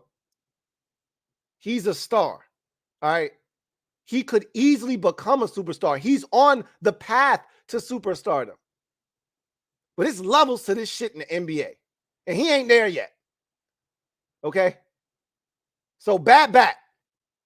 You don't want this smoke. Because I do this. Pissing me off. It's one thing if I say something out of pocket and I'm tripping and I deserve to be checked. I didn't even say anything that would even make me feel like I handled him with kid gloves. I was being nice. I was very respectful to this man's game and what he's done. I even apologized. And I've done that multiple times because I was flat out wrong about Jalen Brunson. They was like, oh, I've watched your podcast for a long time, long enough to know that you hate the Knicks. Really? Oh, you drugstore cotton soft if you think I hate the Knicks. I don't like James Dolan. Who does? But I got nothing against the Knicks. What have the Knicks ever done to me? They don't win shit. What I got any beef with the Knicks for? I like a Western Conference team. I've always been a Western Conference fan since Scottie Pippen left the Bulls. I have no interest in what the New York Knicks are doing. But I'm a Knicks hater? Come on, guys. Y'all got to be better than that, man. Come on now. Y'all got to have thicker skin than that. And again, I didn't even say anything wrong. Go back and watch last episode and tell me if I was disrespectful to Jalen Brunson. All I said was the man is a star. He's not a superstar. And if anybody's been watches the NBA, there's levels to being a star and a superstar. There's levels to this shit. Anyway, I digress. Let's get to the comment section and talk about what you guys want to talk about. So, John Perez, thank you for the super chat. Greatly appreciate you. My guy, JP, thank you for being a member of the MOBB. My guy, JP writes, 2 things. First, Jonte Porter is an idiot. I agree. Secondly, my Lakers, NBA, and my Capitals, NHL, are going to the postseason. I have more confidence in the Caps beating the Rangers than the other series, though.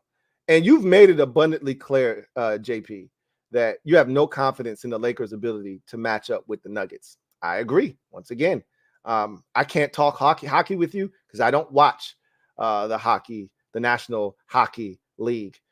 So I can't talk to you about the Caps, the Rangers, the Sharks. I mean, look at me trying to pull some names out of my bag like I know these teams. Is it Vegas called? Aren't they the Knights? I think. I know the Kraken. That's the newest team in the NHL, right? Seattle Kraken. I think it's Seattle.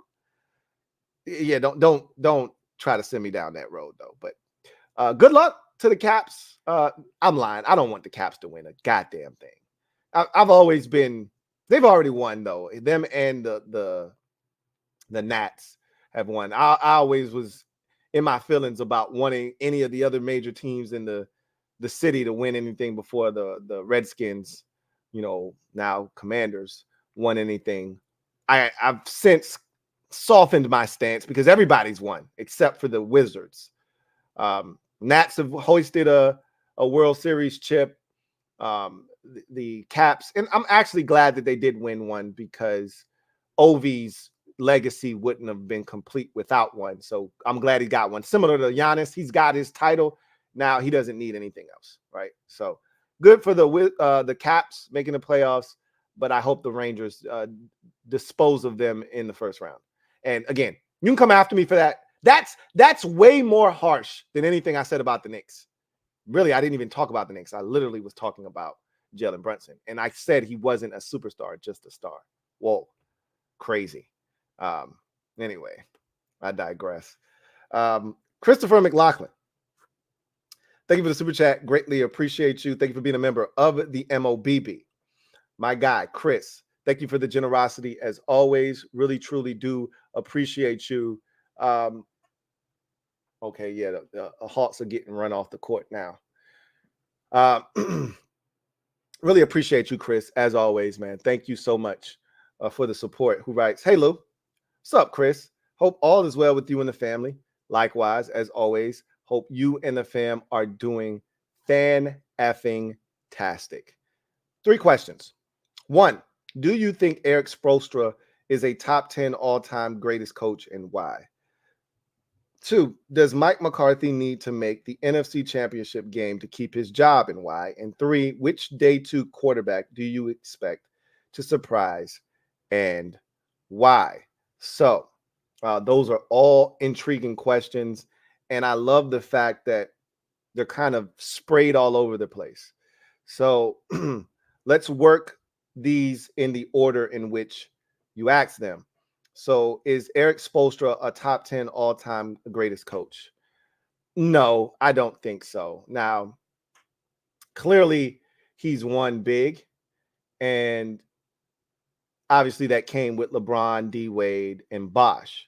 He hasn't won another title without them, but he's gone to the NBA Finals twice without them with Jimmy Butler. Now, once people that are diehard NBA fans, that was some of the greatest basketball, that bubble basketball. That shit was trash. Sorry, I put an asterisk next to that Lakers title. That's just me.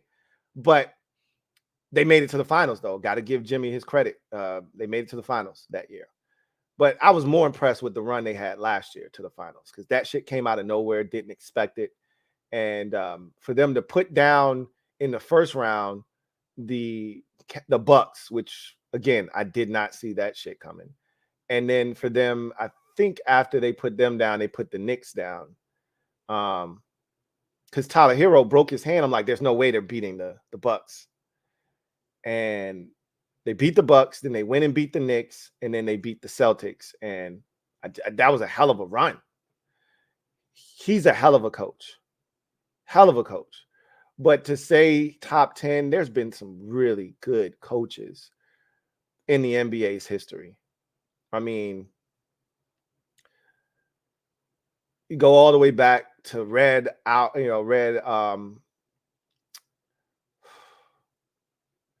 Why can't I think of his last name? Auerbach. And you think about some of the legendary coaches that came up in the game, all the way to the guys that kind of shaped the NBA, the Pat Rileys, the Phil Jacksons, the Jerry Sloans, the oh my God, it's one more. Pop. I was trying to think of Greg Popovich's name. There have been some great coaches. Rudy Tom Donovich, was a really good coach. There's so many coaches that get lost kind of in the shuffle, but there've been some amazing NBA head coaches, guys that have won multiple titles, guys that didn't win any titles but went to multiple champions, to NBA finals rather, just couldn't get it done for whatever reason. I don't know. I don't think Spo he's a hell of an X's and O's coach. I think people are just starting to give him the credit that he deserves, but to put him top 10, I'm pretty sure if I sat down and we constructed a list, pretty sure you'd come up with 10 guys before you got to Spo. Probably 15 before you got to Spo. But when it's all said and done with his career, and Spo's young, right? He's like one of the youngest head coaches in NBA history when he got the job. So Spo looks young. He's got a lot of ball ahead of him and a lot of coaching years. By the time he's done, he'll probably be top 10. Especially if he's able to win a championship outside of LeBron in that group, because most people will attribute his success. And I don't think people give him enough credit for having to manage those egos. LeBron will run your ass out of the gym. If he doesn't respect you or you just let him run all over you, he'll run your ass out of the gym. I mean, we saw what he did to Tyronn Lue, and we saw what he's done to other coaches where he gets guys fired. And I know he tries to act like he doesn't wield any power. The players run the league. If they don't like a coach, he's fired. Why do you think Adrian Griffin got fired in Milwaukee this year? They were the number 2 seed. They had won like 30 games and they fired him because the players didn't like him. So this is a players run league. And he managed those personalities. And he navigated those murky waters and helped them win multiple championships. So he deserves credit for that, a ton of credit. But top 10 is that now. Can't do that right now.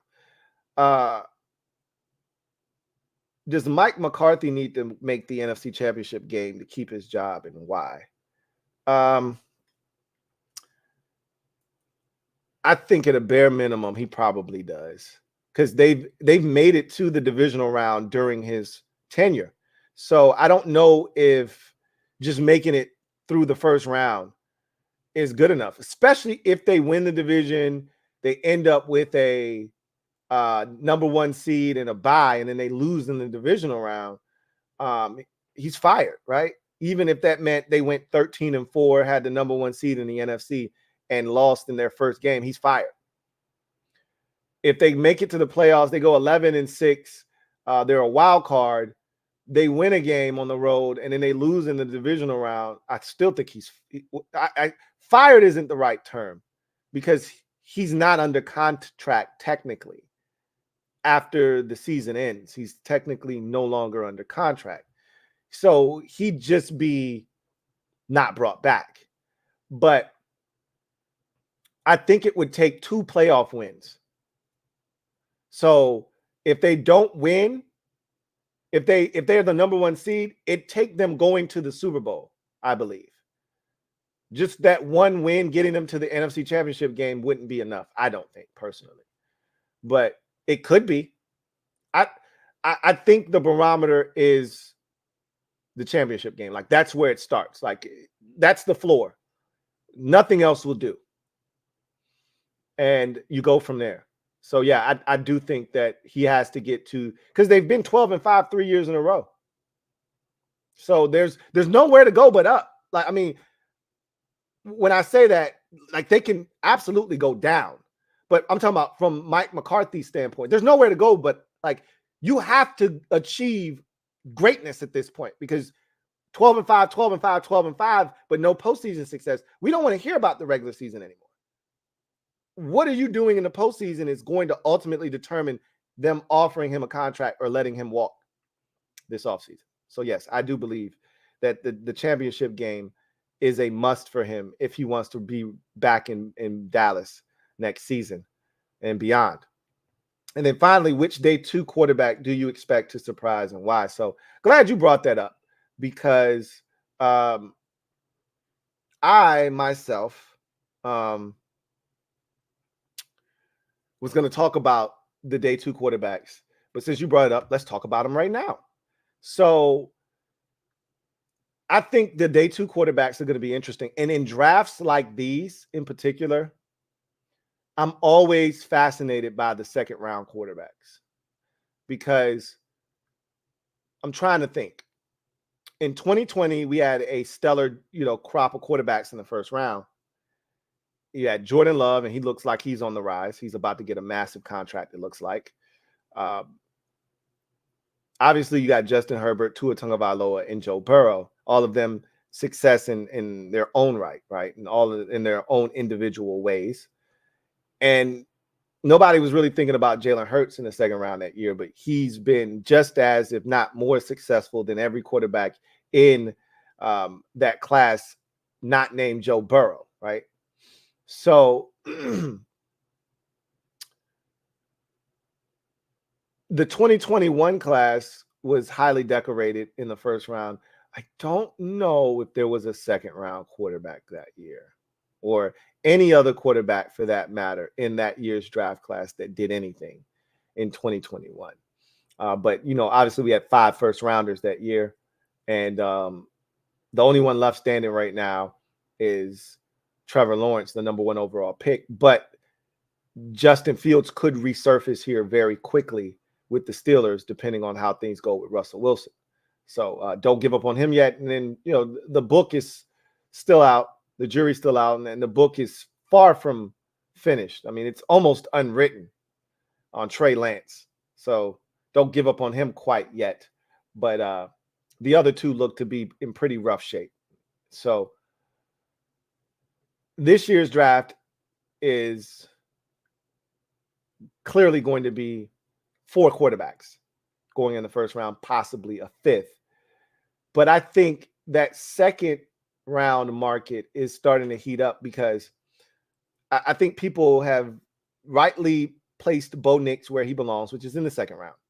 And I thought this conversation surrounding Bo Nix, when this process first started, people had Bo Nix in the top 7 of this draft at 6 to the Giants at one point. I mean, it was ridiculous where I was seeing Bo Nix being mocked. I was like, now, obviously, this was before Atlanta went out and got Kirk Cousins and the market kind of settled down because we had other pieces kind of slot themselves in places. No Kirk Cousins in Atlanta would have meant there was another team looking for a quarterback. Justin Fields would have landed somewhere. Him landing in Pittsburgh means, and Russell Wilson for that matter, landing in Pittsburgh means that was another team not needing a quarterback. When this process first started, the Steelers needed a quarterback. The Falcons needed a quarterback. The Broncos needed a quarterback. The Vikings needed a quarterback because Kirk Cousins isn't back. We didn't know they were going to need a quarterback, but now they do, right? All we did was swap out the Vikings or swap out the Falcons for the Vikings now, right? Because one of those 2 teams is going to need a quarterback. But the Vegas Raiders need a quarterback. The Denver Broncos need a quarterback. Obviously, the first 3 teams in the draft, Bears, Patriots, Commanders, all need quarterbacks. The Giants need a quarterback. So with all of that demand, and as we see every year, limited supply, a guy like Bo Nix was hearing his name being boundied about as a first-round pick. Cooler heads have prevailed since then. Movement has taken place. Teams have done their work. And now he's being properly slotted where he belongs in the second round. I don't know if Michael Penix Jr. is going to join him or not. He's the wild card of the guys that could land in the second round. Of him and Bo Nix, Penix Jr. has the greatest shot to land in the first round with the others and make it 5. There will not be a 6th quarterback selected in the first round, though. So just off of the assumption that Penix Jr. goes in the first round, Bo Nix and Spencer Rattler are going to be 2 highly sought-after quarterbacks in the second round, I truly believe. I said this when I did my quarterback rankings. Spencer Rattler was at 7. He is the wild card of this year's draft class. He reminds me of Sam Howell back in 2022 when I thought that Howell had a chance to be the wild card of that year's draft class. And Spencer Rattler has a unique skill set, highly touted coming out of high school, You know, a lot of people saw his shortcomings on the QB show on Netflix. It didn't paint him in a positive manner. He's had his struggles, started out really well at Oklahoma, fizzled out, transferred over to South Carolina. And I think he really resurrected his collegiate career, even though it didn't translate to wins. I think he left college football in a very favorable light. And so I think people realize that there is talent with Spencer Rattler. Now, are you able to get him to be consistent? That's always been the knock on him, but he's very talented. And you couple him with Bo Nix and potentially Michael Penix Jr., and there's a market, and you're starting to see that market take shape. The Giants have met with both Nix and Rattler. So they understand that the value isn't at 6 at quarterback. And I never thought they were taking a quarterback in the first round unless they were able to trade up to get to number 3 or 4. But they're going to take a receiver. We've talked about that already, are the Giants. So they're probably going to look to address quarterback potentially in the second round. Another team that I think is going to look to address quarterback in the second round is the Vegas Raiders and possibly the Denver Broncos. I've always said, and I've been on record as saying, Bo Nix is the perfect fit for Sean Payton's offense in Denver. To me, I can't think of a better fit of quarterback and structure and scheme than Bo Nix in Denver with Sean Payton. And so Bo Nix is a distributor. Payton needs a distributor. That's what Drew Brees was in his offense. That's what Russell Wilson wasn't. He's not a distributor. He's a guy that likes to hold on to the football, and Payton wants you to get rid of it and be timely and operate in timing and rhythm of the offense. And that's what Bo Nix does very well. I think there are going to be a lot of teams like fighting in the second round to get their hands on these guys. I think there's going to be action at the top of the second round.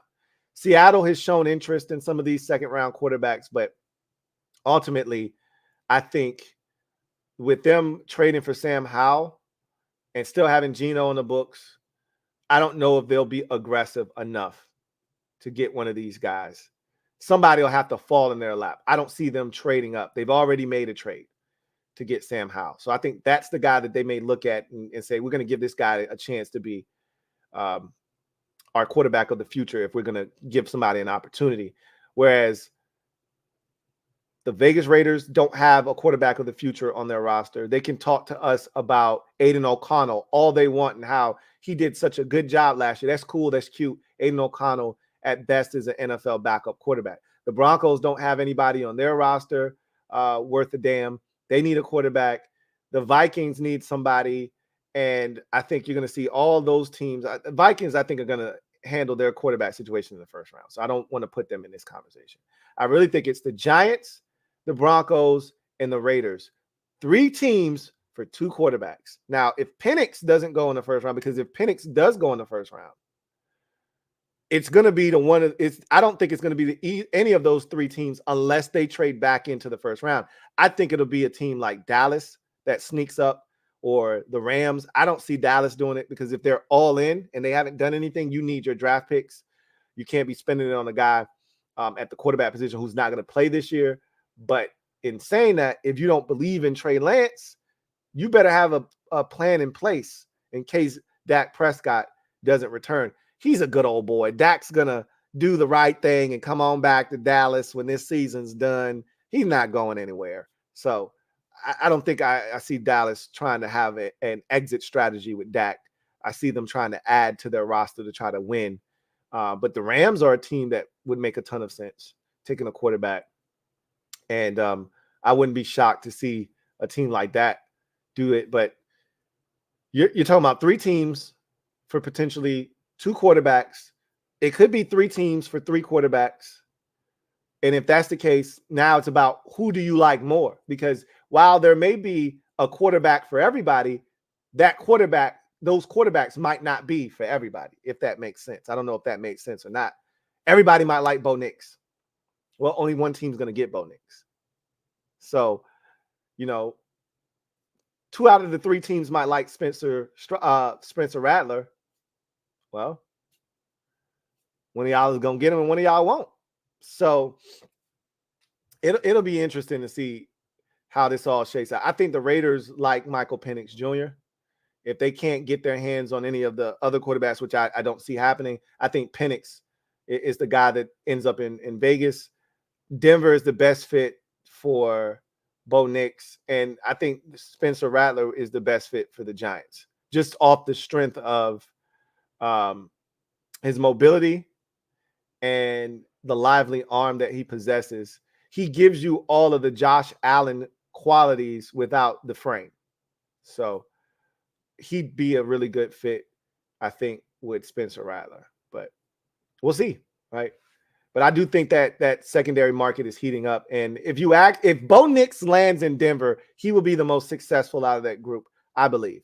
Michael Penix Jr. going to Vegas would be very intriguing because they've got weapons, and he's not afraid to throw the football, right? He's not afraid to give guys an opportunity. And having a Devontae Adams and a Jacoby Myers and Michael Mayer at tight end and all of the weapons that they can potentially have out there, I think he could be dangerous there, could Penix Jr. But Bo Nix going to Denver is going to be nasty if he gets somehow with Sean Payton.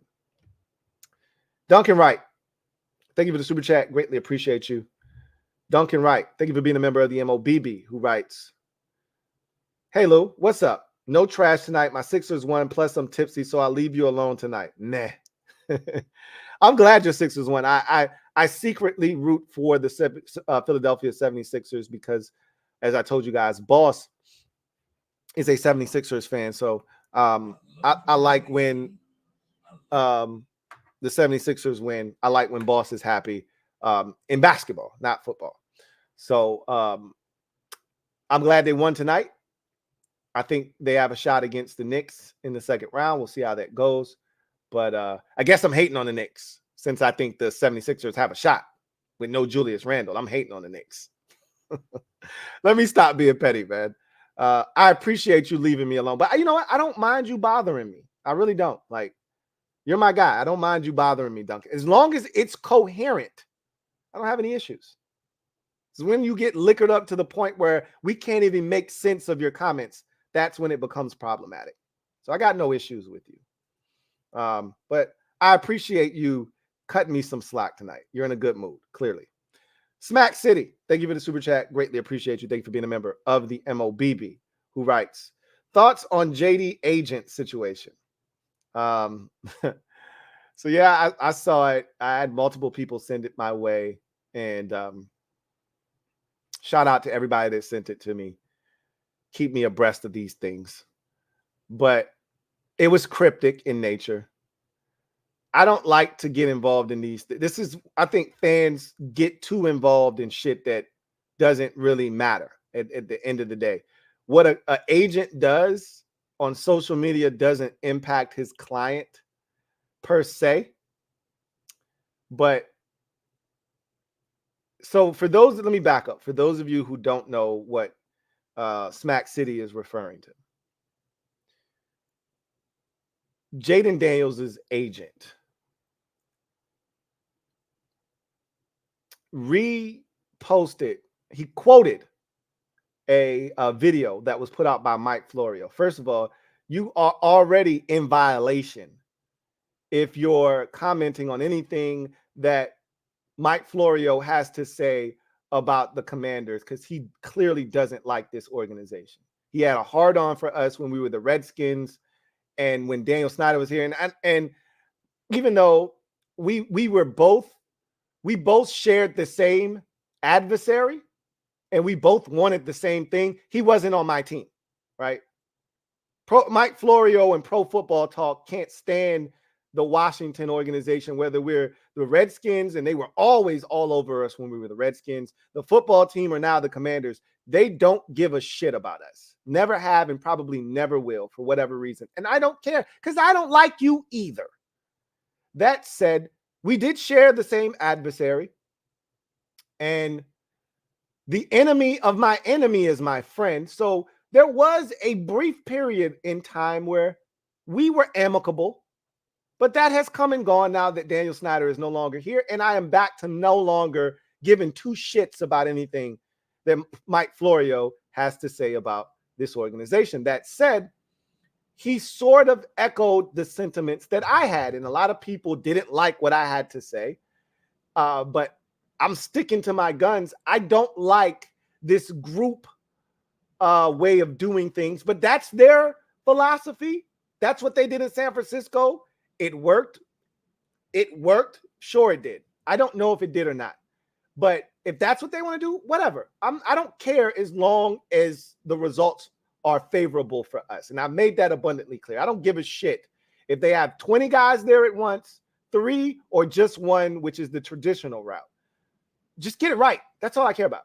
I want to win. And I snapped yesterday in talking about this because I just want to win. And too many people get caught up in all the extra shit that happens. And all I care about is what the on-field product looks like. But Mike Florio and Chris Sims were having a conversation about Washington hosting all of these different quarterbacks, 4 of them all at once, J.J. McCarthy, Michael Penix Jr., Drake May, and Jaden Daniels were all there together, and they weren't alone. There were others. Chop Robinson and all these other guys were there too. They had a bunch of guys there at once. They took them out to Top Golf and showed them a good time. Yeah. That shit is trash to me. Because to me, the sole purpose of a visit is to extract as much information out of a prospect as one can. And the best way to do that is to divulge every resource that you have to that said prospect, not divvying up your attention, your time, or your resources to other guys that are in the building at the same time, but just focusing in on this one guy, especially when you're talking about the number 2 overall pick and the quarterback. So they kind of said that this makes no sense. It's dumb. What is Washington doing here? I know. And so I've heard this from multiple outlets, including Daniel Jeremiah, who said one of the reasons teams do this sometimes is that the owner wants to meet these prospects and his availability is limited. So instead of having your owner have to be there 4 or 5 different times, you just have everybody come at once so the owner can be there on a day that makes sense for him, and it's more efficient that way. I mean, I guess. I still don't love it. It's not going to change my mind and make me like that philosophy. I still think it's trash. But again, I don't give a shit. Just get it right. So Florio and Sims pretty much said this is dumb. Like, another thing that people kept saying is you want to see who's the alpha. You want to put these guys there together. And I said yesterday that shit was stupid too. Because again, this isn't a dick measuring contest. Who cares about who's the alpha of the group? They're never going to be on the same team. Who cares? This is a fact-finding mission that these top 30 visits are supposed to be. Not who's the best alpha of the group. Who's going to be able to look the other in the eye and say, I'm the best. That's trash. That's what you do with the combine and all that shit. And these guys don't even compete there anyway. I want to get all the information that is necessary out of these prospects. And that's what this visit is supposed to do. And I don't think you can do that necessarily at your highest peak performance when you've got others there. That's my opinion. And that was their opinion. And to that, Jaden Daniels' agent left a thinking emoji, questioning, So that's cryptic because he could be agreeing with them, saying, yeah, that was kind of bogus that y'all had my guy there, Jaden Daniels, there with 3 other quarterbacks and a slew of other prospects for their top 30 visit at the same time. We didn't have anybody else do that to us. It shows that you truly don't want my client if that's how you feel about bringing him in for this visit. he could be saying it that way. Or he could be going, I think y'all are reading too much into this and it's cool and I'm not tripping. Most people took it as the former and not the latter. Like, yeah, that was pretty bogus how they did it, but it is what it is. Washington fans, I went to the comment section because this is what I always do. Because I'm a lurker. I don't say shit. I just see what everybody else says. And they were all up in arms. Well, that does it for him. I guess we're taking Drake May. I'm like, oh, shut up. Fans are so fickle, you know, because if they drafted Jaden Daniels on draft day, they're going to be jumping up and down, and they're going to be the first ones online buying JD5 jerseys. Shut up, okay? I guess that means we're taking Drake May now. You're doing your client a huge disservice right now. Sit down and shut up. That's what y'all need to do. Do I like that his agent is online sending out cryptic messages? No, I don't care, though. Because guess what? Jaden Daniels could fire his agent 2 days after the draft. I don't give a shit. The point is, Washington did something unconventional. People had an opinion. That's what happens when you do something unconventionally. People have an opinion. They had an opinion. I don't like them.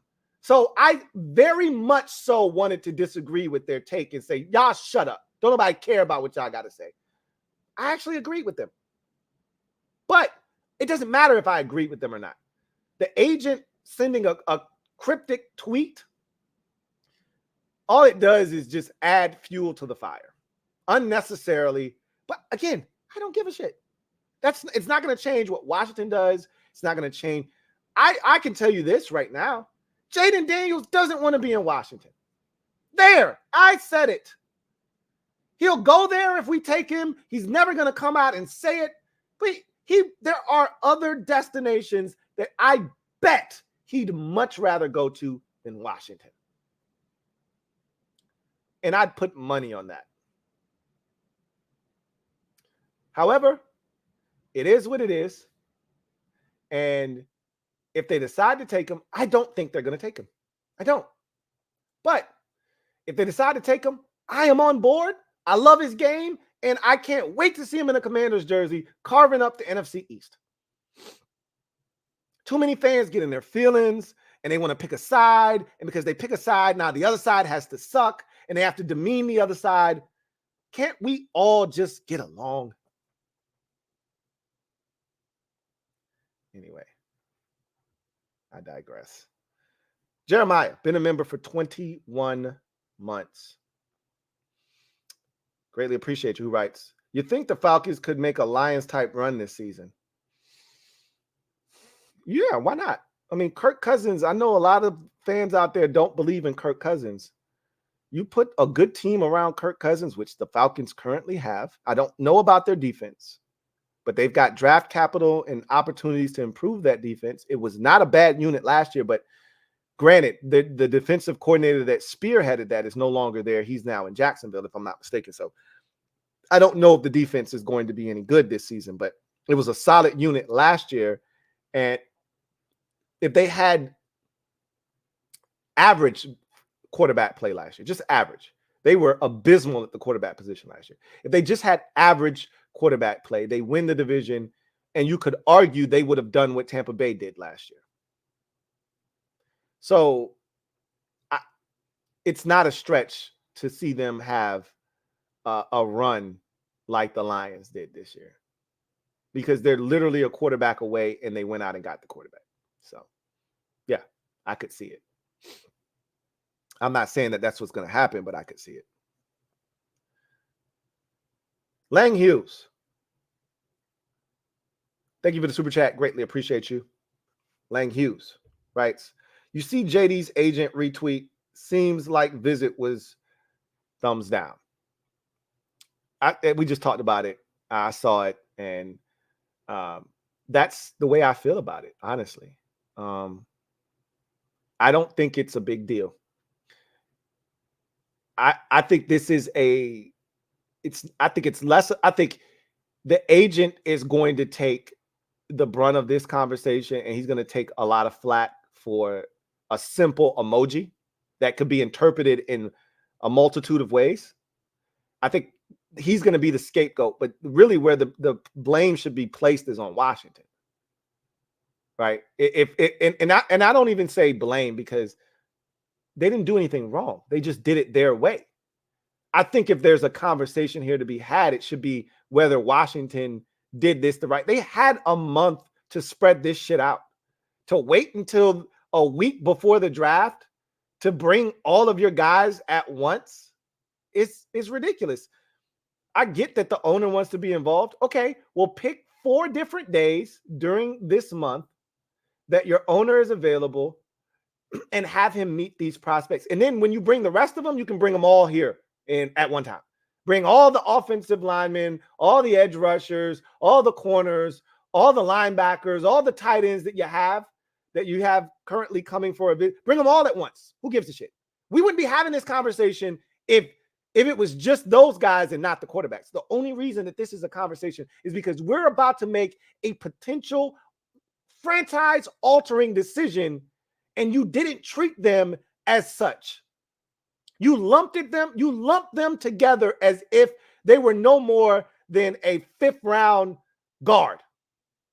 You just essentially said our potential number 2 overall pick at the quarterback position, the guy that we hope is going to come in and change the fortunes of our franchise, he's no different than a 7th-round corner or a 5th-round guard. And for some people, they say that's the point. You don't want your quarterback to feel like he's better than anybody else on the roster.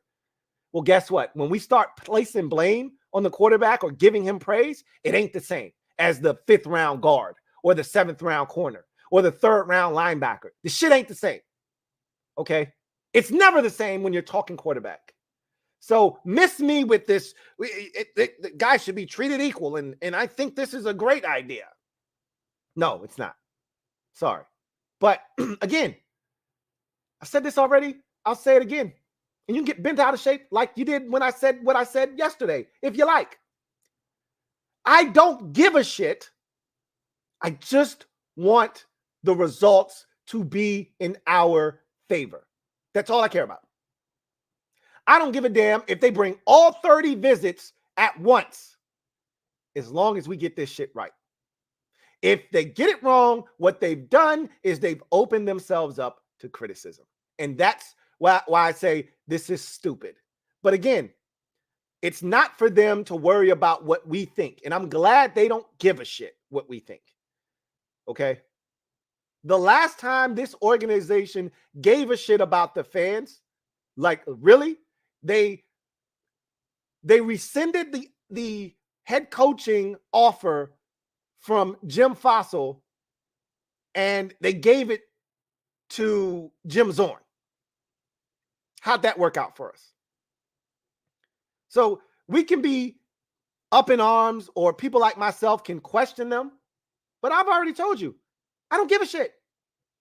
I'm going to let them rock, because guess what? The way we've done things for 25 years here hasn't worked. So I'm open to new and innovative ideas. That one still doesn't make a ton of sense to me, but if you say it makes sense and you've done it this way and it has gotten you results, I'm all for it. Knock yourself out.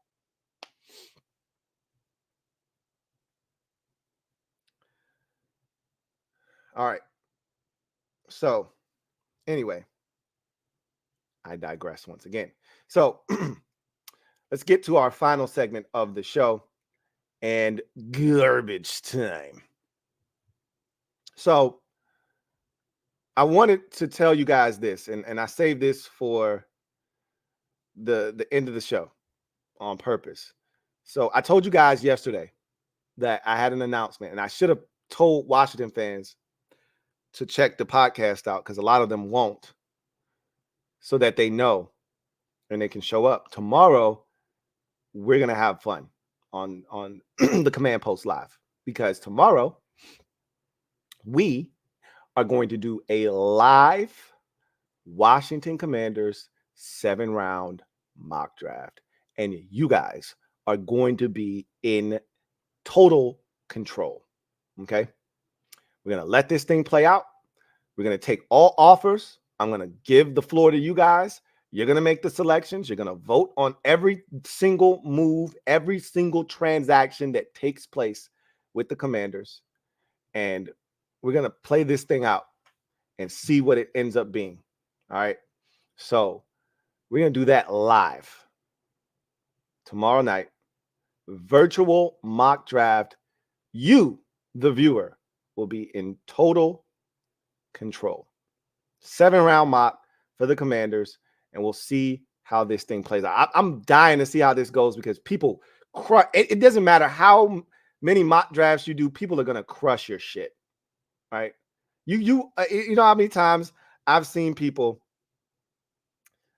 do a mock draft and they are so excited about their mock, like Louie T, look at this, and then as soon as they post it, like 8 people comment, well, what about receiver? And you could tell the person that did the mock draft didn't even think about receiver, or they went, yeah, but we don't need a receiver, or this was just too good to pass up. Well, the people looking at the mock draft don't care about what was too good to pass up. You didn't get a receiver, so now they crushing your shit. It's gonna be crazy because the one thing people can never agree upon is what to do with a mock draft or in a draft in general. Everybody's got their thoughts, their ideas. It's going to be all over the place. We're going to see if we can round it all up and come together and produce a coherent and cohesive Washington Commanders 7-round mock draft. And we will do that tomorrow night. Live, 8:30 p.m.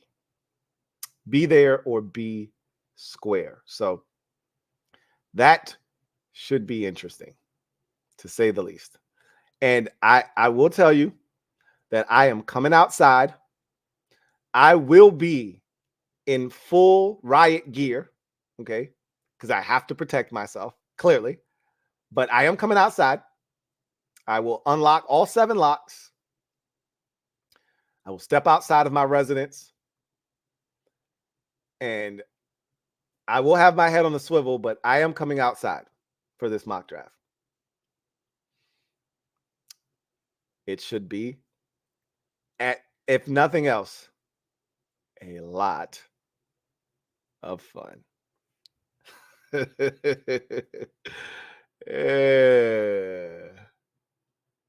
I can't wait. Bart Scott. Can't wait.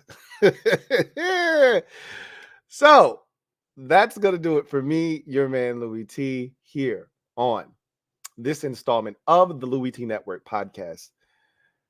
I appreciate you guys joining me. This was a lot of fun, as it always is when we're able to get up here and talk. Especially these late night Louie episodes. These always are a ton of fun. But every episode of the podcast, whether it's in our normal time slot during the afternoon/evening or at night, it's always a ton of fun. And I always enjoy chopping it up with you guys. But in any event, I'm going to get out of here, glide to the side, allow you to get back to whatever it was you were doing before I rudely interrupted you. Enjoy the rest of your evening. We'll be live tomorrow night for the Command Post Live. Hopefully you'll join me for that. Live virtual mock draft for the Commanders. Birdman hand rub. Bart Scott. Can't wait. Until then, you guys, have a good one. Take care. And I will see you tomorrow. And I had a super chat on the show yesterday that I didn't get to, talking about the guy that they hired from the NFL front office. Dave, whatever his name is, or whatever his name. I don't even know his name. I'll figure his name out by the time tomorrow's show hits, because I've been very dismissive of this guy. But apparently he's going to actually have a meaningful role on this team. And if what we've been told his job and responsibilities and duties are going to be on game day or truly are, then there's a level of respect that comes with the title of what he'll be asked to do. And so we'll talk about that tomorrow. Somebody had asked me about that. We'll talk about that tomorrow on the show. But in any event, that's going to do it for me, your man Louie T. Until next time, you guys have a good one. Take care. God bless. Good night.